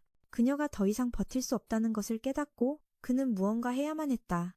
한편 페레스 팀 리더는 캣닙 패치의 목표를 놓친 후 팀으로 돌아와 혼자서 목표를 공격해 거의 쓰러뜨릴 뻔했다는 이야기를 지어냈다. 하지만 다른 멤버들이 그의 거짓말을 폭로하자 그는 크게 창피해했다. 그 후 스타즈와 후유미는 여정을 계속했고 후유미는 전날 일에 대해 여전히 부끄러워했다. 하지만 스타즈는 그것이 그녀의 부활 과정의 필수적인 부분이라며 전혀 신경 쓰지 않았다. 그리고 그들은 귀여운 아기 고양이를 보았다. 후유미는 즉시 다가가 쓰다듬고 싶어 했다. 스타즈가 막의 고양이의 위험성을 경고했지만 그녀는 듣지 않았다. 그러자 그 고양이는 페레스 팀 리더로 변하며 그것이 함정이라고 밝혔다. 그는 자신의 행동이 완전히 고양이 같았음에도 자신은 고양이가 아니라고 말했다. 방해받는다고 느낀 스타즈가 그를 공격했지만 페레스 팀 리더는 그 공격을 쉽게 피했다. 그는 이것이 일방적인 사냥이라고 밝혔다. 뱀파이어 사냥이었고 이내 페레스 팀 전체가 나타나 스타즈와 후유미를 포위했다. 스타즈는 페레스 팀이 서로 다투며 지체하는 것을 보고 혼자서 해결하기로 결심했다. 스타즈와 후유미에게 탈출할 기회를 준 셈이었다. 하지만 페레스 팀 리더는 스타즈의 의도를 미리 알고 있었다. 그의 능력은 생각을 읽는 것이라고 밝혔다. 자신의 몸 안에 희생자의 일부만 있으면 상대방의 모든 움직임을 읽을 수 있었다. 그리고 다른 멤버로이는 그가 읽은 정보를 팀 전체와 공유할 수 있는 채팅방 능력이 있었다. 그리고 그들 중 한 명이 스타즈를 죽일 수 있는 능력을 가지고 있다고 밝혔다. 그들은 공격을 시작했고 스타즈는 모든 공격을 쉽게 피하며 그들의 약함을 비웃었다. 하지만 그들은 동요하지 않고 갑자기 후유미와 함께 사라졌다. 스타즈는 크게 당황하며 자신의 상처가 낫지 않는다는 것을 깨달았다. 한편 다른 공간에 갇힌 후유미에게 페레스 팀 리더는 스타즈를 제거한 후 풀어주겠다고 말했다. 후유미는 도움을 청하려 소리쳤지만 소용없었다. 필사적으로 그녀를 찾고 있는 스타즈에게 그녀의 목소리는 닿지 않았다. 한편 스타즈는 과다출혈로 점점 약해져 죽을 위기에 처했다. 그때 페레스 팀이 나타나 그를 끝장내려 했다. 그들은 뱀파이어도 별거 아니라고 생각했다. 하지만 절망에 빠진 스타즈는 후유미를 떠올리고 일어설 힘을 얻었고 페레스 팀은 크게 놀랐다. 그리고 스타즈는 힘을 회복하기 위해 적의 마력을 흡수할 수 있다는 것을 깨달았다. 그 후 그는 그들을 쉽게 쓰러뜨리고 후유미를 어디에 숨겼는지 말하라고 요구했다. 한참을 망설이던 그들은 마침내 그녀의 위치를 밝혔다. 스타즈는 후유미를 성공적으로 구출했고 후유미는 스타즈가 준 총에 실제로 총알이 있다는 것을 깨달았다. 그리고 스타즈는 페레스 팀의 비행선을 징발해 막의 아크로폴리스로 가기로 했다. 그곳에 잠입하는 것은 매우 어렵지만 이 비행선이 있다면 불법으로 잠입할 수 있다고 설명했다. 한편 가는 길에 그들은 레이더 시스템에 발각되었고 개손을 가진 문지기가 그들을 맞이할 준비를 하고 있었다. 그리고 스타즈와 후유미는 비행선에서 뛰어내렸다. 스타즈는 다시는 그녀를 놓지 않겠다고 후유미를 안심시켰다. 한편 스타즈와 후유미를 놓친 페리스팀은 자신들의 계획이 실패했고 믿었던 문지기가 바보였다는 것을 깨달았다. 한편 스타즈와 후유미는 막의 아크로폴리스에 성공적으로 착륙하여 그들의 여정에 새로운 장을 열었다. 그렇게 되자 브라즈는 더 이상 숨기지 않았다. 그는 자신이 팬텀마일을 해쳤으며 왕이 자신을 이곳으로 부르도록 일부러 정보를 흘렸다고 인정했다. 이것은 그의 아버지가 죽고 그가 새로운 왕이 되었을 때부터 시작된 왕에 대한 선전포고였다. 하지만 브라즈는 왕좌에 앉을 생각이 전혀 없었다. 대신 그는 자신이 만들고 있는 것을 그 위에 올려놓을 생각이었다. 그리고 당연히 그것은 울프데디보다 훨씬 끔찍할 것이었다. 울프데디는 그 말을 듣고 크게 웃으며 자신을 위협할 수 있는 자를 데려올 일주일의 시간을 주겠다고 했다. 그때가 되면 둘 다 한꺼번에 짓밟아 주겠다고 했다. 울프데디가 말을 마친 후 브라즈는 베로스에 의해 방에 갇혔다. 그는 자신의 팔을 물어 못에 찔린 척했다. 뱀파이어의 피가 비처럼 쏟아져 나왔다. 마법으로 자가 치유를 하고 싶었지만 현재 그는 베로스의 목걸이에 의해 막혀 있었다. 베로스는 어쩔 수 없이 그의 목걸이를 풀어줘야 했다. 그리고 당연히 베로스는 함정에 빠져 브라즈에게 수면제를 맞았다. 고일이 도착했을 때 피숭덩이 위에 누워있는 베로스만 보였다. 자신의 사랑스러운 부하가 쓰레기 같은 브라즈에게 당하는 것을 용납할 수 없었던 고일은 즉시 괴물을 소환하여 그를 쫓았다. 브라즈는 그 목걸이 때문에 마력이 고갈된 상태였다. 그는 발각되기 전에 숨을 곳을 찾아야 했다. 하지만 얼마 못 가 고일에게 따라잡혀 걷어차인 후 수십 바퀴를 굴러 상급 악마 도시로 떨어졌다. 브라즈는 한 소녀의 집에 떨어져 잠시 전화기를 빌렸다. 한편 스타즈 일행은 벨의 어머니를 만나고 있었는데 그녀는 후유미가 자신의 소유이며 허락 없이는 누구도 데려갈 수 없다고 선언했다. 살아있는 피가 필요하다면 스타즈가 할머니 피를 마시면 된다. 네이는 어릴 적 벨과 찍은 사진을 꺼내 도플갱어에 대해 설명한다. 사람들은 자신과 똑같이 생긴 사람을 만나면 죽는다고들 한다. 하지만 사실은 그렇지 않다. 네이는 과자를 먹기 위해 인간계와 마계를 자주 오갔다. 그때 후유미의 어머니이자 자신의 도플갱어를 만났다. 두 사람이 만나자 더 이상 독립된 개체가 아닌 하나로 합쳐졌다. 그녀는 인간계와 마계, 두 아이의 어머니가 되었다. 브라즈는 리즈에게 전화해 무기를 가져오라고 시킨다. 브라즈는 민간인의 옷을 훔쳐 입고 군중 속에 숨었다. 자신의 변장이 완벽했는데도 어떻게 고일의 마물이 자신을 알아봤는지 이해할 수 없었다. 브라즈는 막다른 골목으로 몰렸다. 몇 탑 겨뤄본 것만으로도 지금의 자신으로는 이길 수 없다는 것을 깨달았다. 고일은 이 쓰레기 같은 놈이 감히 베로스를 덮치려 했다는 사실에 분노했다. 브라즈는 해명하려 했지만 소용없었다. 그는 고일에게 맞아 벽에 처박히며 피를 토했다. 고일은 그가 왕에게 무슨 말을 했고 그의 의도가 무엇인지 알고 싶었다. 고일은 짧은 시간 안에 브라즈가 자신의 마법을 간파할 줄은 몰랐다. 브라즈의 기술은 혈액 이동이었다. 그는 피를 조종해 어디로든 이동시킬 수 있었다. 즉, 그가 이곳에 있어도 그의 피는 베로스를 죽일 수 있다는 뜻이다. 한편 고일은 불안감과 불확실함에 힘이 약해졌다. 분노는 그의 힘에 필요한 원동력이었다. 스타즈는 현재 상황에 대해 깊이 생각했다. 네인 할머니와 후유미의 피가 뭔가 비슷하긴 했지만 후유미에게만 있는 무언가를 느꼈다. 스타즈는 후유미가 죽었는지 물었다. 말이 끝나자마자 벨에게 다른 공간으로 던져졌다. 벨은 이 일에 대한 후유미의 감정을 물었다. 너무 갑작스러운 일이라 후유미는 어떻게 반응해야 할지 몰랐다. 아마 이것이 그녀가 마계에 온 이유일 것이다. 벨은 후유미가 부활하면 모든 것이 해결될 거라 생각했다. 아마 그녀는 이곳의 모든 일을 잊어버릴 것이다. 하지만 그래야만 삶이 정상으로 돌아갈 수 있다. 그때 스타즈는 머리 새딸린 용과 마주쳤다. 그것은 자신이 이 땅의 창조자라고 자칭했다. 그는 다름 아닌 벨의 아버지였다. 그는 순식간에 아내의 티셔츠를 입은 아저씨로 변했다. 스타즈의 부하들은 여전히 그에게 연락하려 했지만 실패했다. 오히려 그들은 아주 큰 공경에 처했다. 난폭한 마물무리가 갑자기 나타나 그들의 구역을 차지하려 했다. 선두의 선자는 다름 아닌 해달 사부였다.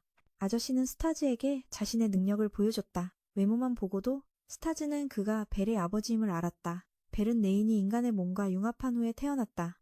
하지만 둘 다 그에게는 소중한 천사였다. 후유미에 대해서는 레인과 상의한 후 두 사람이 아이를 키우기로 했다. 누구든 막으려 한다면 자신의 시체를 넘어야 할 것이다. 아저씨는 말하면서 두 사람이 서 있는 섬에 결계를 쳤다. 벨이 남자를 집에 데려온 것은 이번이 처음이었다. 원래대로라면 두 팔 벌려 환영했을 것이다. 하지만 스타즈가 후유미까지 쫓아다닌다는 말을 들었다. 후유미는 집사를 보며 자신의 아버지를 떠올렸다. 아마 레인이 두 사람이 만나는 것을 막기 위해 이 아저씨를 데려온 것 같다. 후유미는 집사와 어머니의 관계가 무엇인지 궁금했다. 이 질문에 옆에 있던 벨은 마시던 물을 뿜었다. 하지만 벨의 아버지는 그렇게 생각하지 않았다. 야나기 집안의 가장은 그가 유일하게 두려움을 느끼는 사람이었다. 14년 전 그들은 누가 레인의 곁에 있을지를 두고 삼자대면을 했다. 레인은 두 사람 모두에게 감정이 있었다. 역시 원조답게 한 번에 두 남자를 고생시켰다. 그들은 며칠 밤낮으로 의논했지만 최종 결정을 내리지 못했다. 하이드라는 아내 없이는 절대 혼자 마계로 돌아가지 않겠다고 고집했다. 바로 그때 벨이 마계와 연결되는 공간의 문을 열며 자신의 마법 능력을 드러냈다. 이 나이에 그런 일을 해내다니 진정한 신동이나 다름없었다. 하지만 그들이 눈치채지 못했다면 벨은 이미 후유미를 마계로 데려갔을 것이다. 같은 환경에서 두 아이를 동시에 키우는 것이 얼마나 어려운지 알 수 있었다. 야나기는 평범한 환경의 인간계에서 후유미를 키우기로 했다. 그녀는 그런 특별한 것들을 알 필요가 없었다. 야나기가 원했던 것은 오직 아이가 평범한 환경에서 자라는 것뿐이었다. 야나기는 자신의 힘으로 후유미를 키우기로 결심했다. 하이드라는 지금까지도 그 말을 두려워한다. 하이드라는 마계에서 그런 말을 들어본 적이 없었다. 그곳은 모두가 자기 자신만을 이야기하는 곳이었다. 야나기는 자신의 행복 대신 딸의 미래를 선택했다. 하지만 야나기가 아내를 버리려 한 것은 아니었다. 그는 만약 하이드라가 레인을 불행하게 만들면 용서하지 않겠다고 말했다. 하이드라는 누구도 두려워한 적 없었지만 그 진지한 협박에 소름이 돋았다. 그 말은 하이드라의 심장을 직격했다. 그는 다가가 스타즈의 턱이 날아갈 정도로 때렸다. 어느샌가 고일과 브라즈는 화해하고 벤치에 앉아 이야기를 나누고 있었다.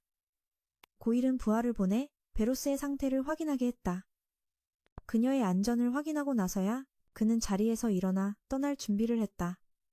브라즈는 도시에서 소란을 피운 것에 대해 어떤 처벌이 있을지 걱정했다. 하지만 왕은 아직 아무런 명령도 내리지 않았다. 고일은 왕께서 왜 그렇게 행동하시는지 몹시 알고 싶었다. 브라즈는 그제야 예전에 자신과 왕의 관계에 대해 거짓말을 했다고 인정했다. 그는 아버지가 눈앞에서 죽었던 끔찍한 기억을 아직도 잊지 못했다. 만약 되돌릴 수 있다면 브라즈는 그 일을 가장 되돌리고 싶었다. 한편 스타즈는 장인어른에게 호되게 당하고 있었다. 사실 하이드라도 후유미를 부활시켜 스타즈처럼 평범한 삶으로 돌려보낼 방법을 찾고 싶었다. 하지만 그는 스타즈의 형에게서 그가 후유미의 피를 마시기 위해 그녀를 부활시키려 한다는 말을 들었다. 아버지로서 그는 그런 일을 허락할 수 없었다. 스타즈를 죽이는 것은 그에게 식은 죽 먹기였다. 하지만 얄궂게도 후유미를 되돌릴 수 있는 유일한 마물은 스타즈뿐이었다. 지금 그를 죽일 수도 살려둘 수도 없었다. 하이드라는 후유미에 대한 스타즈의 진심이 무엇인지 알고 싶었다. 스타즈도 자신의 감정이 무엇인지 몰랐다. 처음에는 정말 그녀의 피를 마시고 싶었지만 지금은 잘 모르겠다고 했다. 하이드라는 갑자기 몰래카메라를 부숴 레인이 더는 보지 못하게 했다. 지금부터는 두 남자 간의 대화가 될 것이다. 하이드라는 스타즈를 자신의 비밀기지로 데려갔다. 전설적인 남자의 방이 이렇게 작다니 믿을 수 없었다. 벽에는 온통 아내의 사진뿐이었다. 하이드라는 심지어 그 앞에서 게임을 하기도 했다. 두 오타쿠 청년은 만나자마자 할 이야기가 많았다. 하이드라는 스타즈가 이 저주받은 약초를 삼키는 조건으로 그와 후유미를 보내줄 준비가 되어 있었다. 스타즈는 이것을 먹고 맹세했다. 만약 맹세를 어기면 반드시 죽게 될 것이다. 하이드라는 스타즈에게 두 가지 경우에 후유미의 명령을 따르라고 요구했다. 첫째, 후유미와 함께 이곳을 떠날 때는 그녀의 허락을 받고 그녀가 동의할 때 떠나야 한다. 둘째, 후유미의 피를 마시고 싶다면 그녀의 허락과 동의를 받아야만 마실 수 있다. 스타즈는 이 두 가지 조건에 선뜻 동의하지 못했다. 그가 망설이자 하이드라는 바로 약초를 그의 입에 쑤셔 넣었다. 스타즈는 저 세상의 빛을 본 것 같았다. 천사가 그에게 맹세를 지키라고 강요했고 그렇지 않으면 덮쳐져 험한 꼴을 당할 것이라고 했다. 스타즈는 서서히 잠에 빠져들었다. 사실 이 맹세는 아버님이 꾸며낸 가짜였다. 그 약초는 그냥 수면 만두였을 뿐이다. 스타즈가 오랫동안 보이지 않자 후유미는 그의 행방을 궁금해했다. 벨은 둘만 있는 기회를 틈타 후유미에게 스타즈에 대한 감정을 물었다. 후유미도 자신의 감정이 무엇인지 몰랐다. 그저 스타즈에게 매우 신경이 쓰일 뿐이었다. 특히 스타즈가 모든 일에서 자신을 도와준 이후부터 그랬다. 스타즈가 눈을 떴을 때 자신과 후유미가 출입구 근처에 있는 것을 발견했다. 하이드라는 내인을 찾아가 모든 것을 설명했다. 그때 사부는 스타즈가 없는 틈을 타 그의 영역을 차지할 음모를 꾸미고 있었다. 설람이 그를 막았지만 그는 듣지 않았다. 브라즈는 너무 많이 짓거리다가 고일에게 얼려졌다. 바로 그때 리즈가 나타나 고일 앞에서 오빠를 성공적으로 구출했다. 후유미는 그때 옷을 갈아입다가 이곳으로 끌려왔다. 그래서 속옷 차림으로 그의 앞에 나타난 것이다. 스타즈는 웃으며 겉옷을 벗어 그녀에게 주었다. 하이드라는 자신이 저지른 난장판에 대해 내인에게 설명해야 했다. 후유미는 스타즈가 왠지 좋은 사람인 척 애쓰는 것 같아 이상하게 느꼈다. 스타즈의 부하들은 마물무리와 힘겹게 싸우고 있었다. 수적으로 불리했지만 그들은 결국 승리했다. 울프는 여전히 여기저기서 싸움을 벌이고 있었다. 바로 그때 그는 상급 마물로부터 편지를 받았다. 스타즈는 후유미에게 자신이 겪었던 일들에 대해 이야기했다. 만약 그녀가 정말로 삶으로 돌아가고 싶다면 스타즈 같은 악당은 그녀의 영웅이 되고 싶다고 했다. 후유미는 정말 돌아가고 싶었지만 모두를 잊고 싶지도 않았다. 아버지가 너무 그립고 걱정돼서 이런 망설이는 감정을 가져서는 안 된다고 생각했다. 스타즈는 그녀가 괜찮다면 여기서 데리고 나가주겠다고 했다. 후유미는 너무 놀라 한참 만에야 괜찮다고 말했다. 하이드라는 멀리서 그가 약속을 지키는 것을 보고 매우 만족했다. 얼마 후 그는 자신의 상처가 전혀 낫지 않는다는 것을 깨달았다. 한편 후유미는 위험에 처한 듯 보였다. 저편에는 공간의 통로와 연결된 난마개가 있었고 이는 그들의 여정에 새로운 길을 열어주었다. 하지만 운송 서비스를 이용해 동막의 구역으로 돌아가는 대신 스타즈는 기습 공격을 하기로 결정했다. 영웅에게 가만히 앉아 기다리는 것은 선택지가 아니기 때문이다. 그들의 최종 목표는 마계의 아크로폴리스였다. 스타즈의 형이 군림하고 있는 곳이다. 그리고 목표가 명확히 정해지면서 진정한 뱀파이어 사냥꾼인 펠리스 팀이 빛을 발할 순간이 다가왔다. 동시에 네인으로부터 스타즈와 소녀가 탈출했다는 소식이 전해졌다. 이로 인해 펠리스 팀 내부에 의심이 싹트기 시작했다.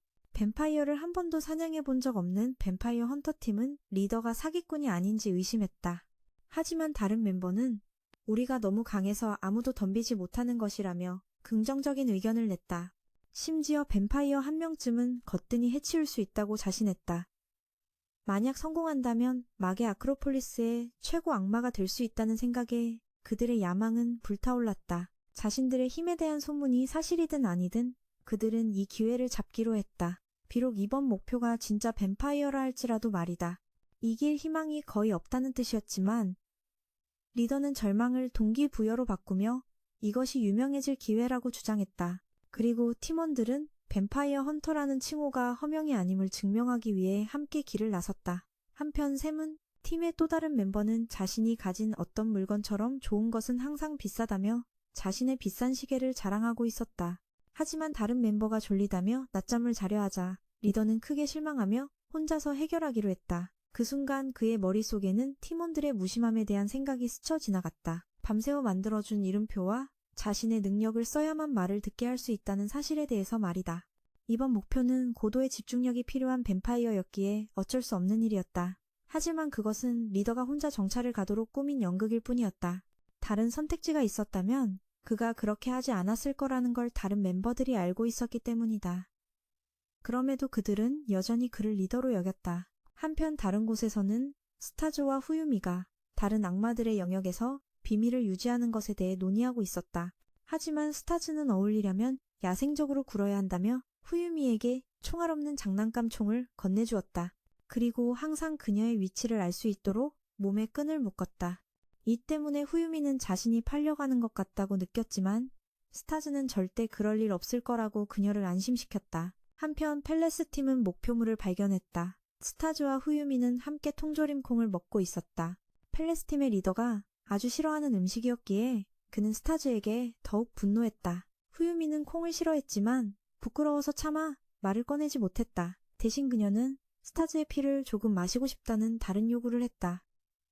하지만 스타즈는 지난번에 마신 피가 아직 남아있을 테니 콩 통조림이나 다 먹으라고 거절했다. 둘 사이에 어색한 기류가 흘렀고 그때 낯선 고양이가 나타나 펠레스 팀 리더에게 말을 걸며 좋은 물건이 있다고 밝혔다. 그것은 바로 캣닙, 중독성 물질이었다. 펠레스 팀 리더는 스타즈가 이런 식으로 후유미를 조종하고 있다고 깨닫고 개입하기로 결심했다.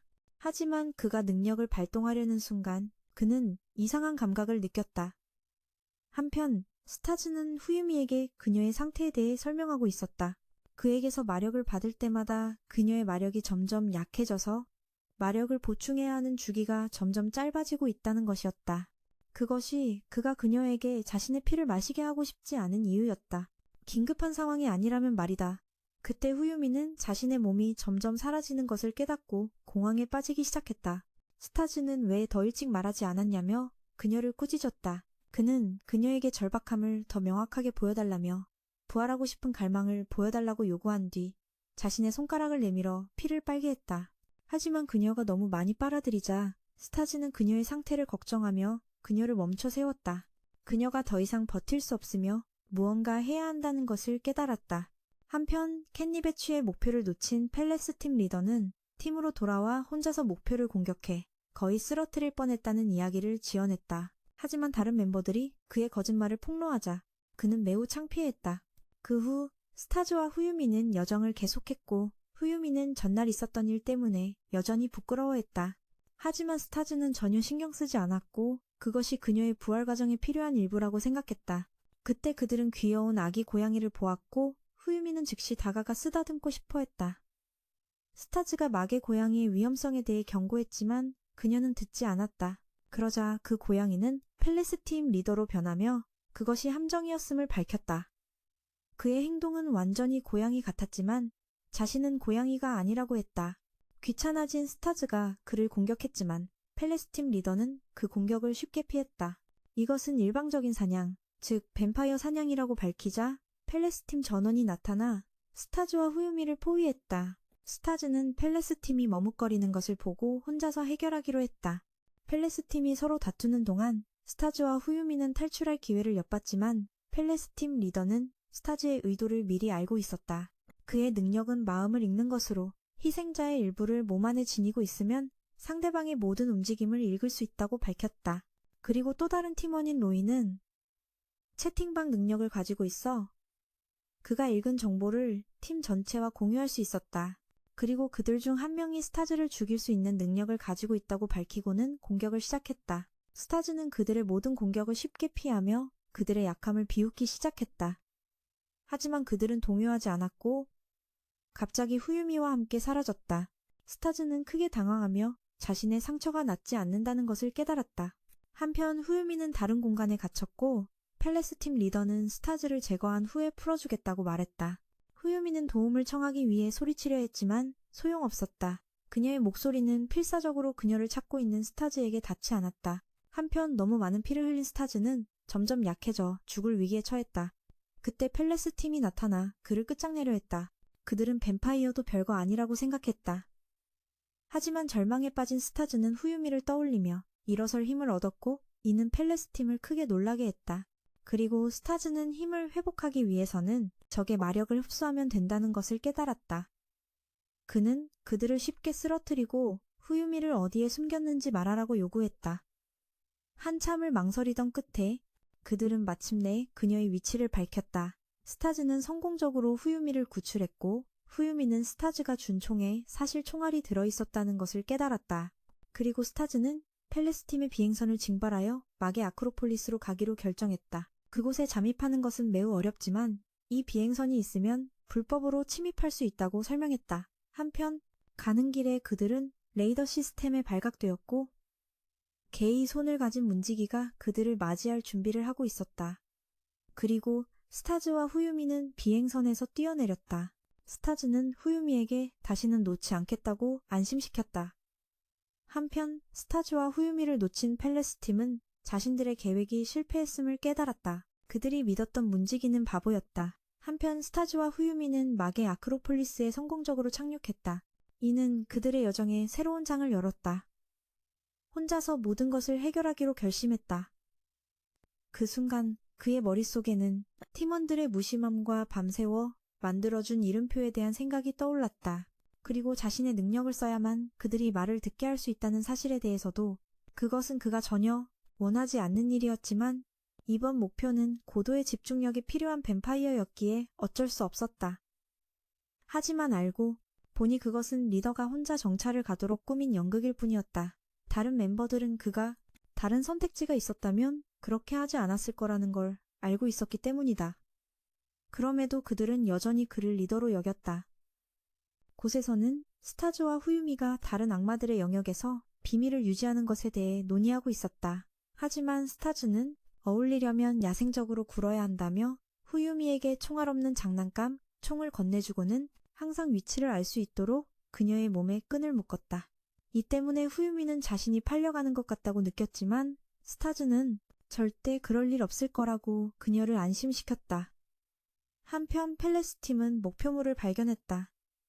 스타즈와 후유미는 함께 통조림 콩을 먹고 있었다.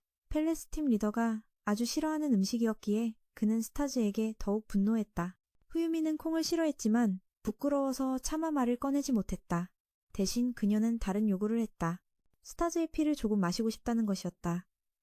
하지만 스타즈는 지난번에 마신 피가 아직 남아있을 것이라며 거절했고 콩통조림이나 다 먹으라고 했다. 이로 인해 둘 사이에 어색한 기류가 흘렀고 그때 낯선 고양이가 나타나 펠레스팀 리더에게 말을 걸며 좋은 물건이 있다고 밝혔는데 그것은 바로 캣 닙이었다.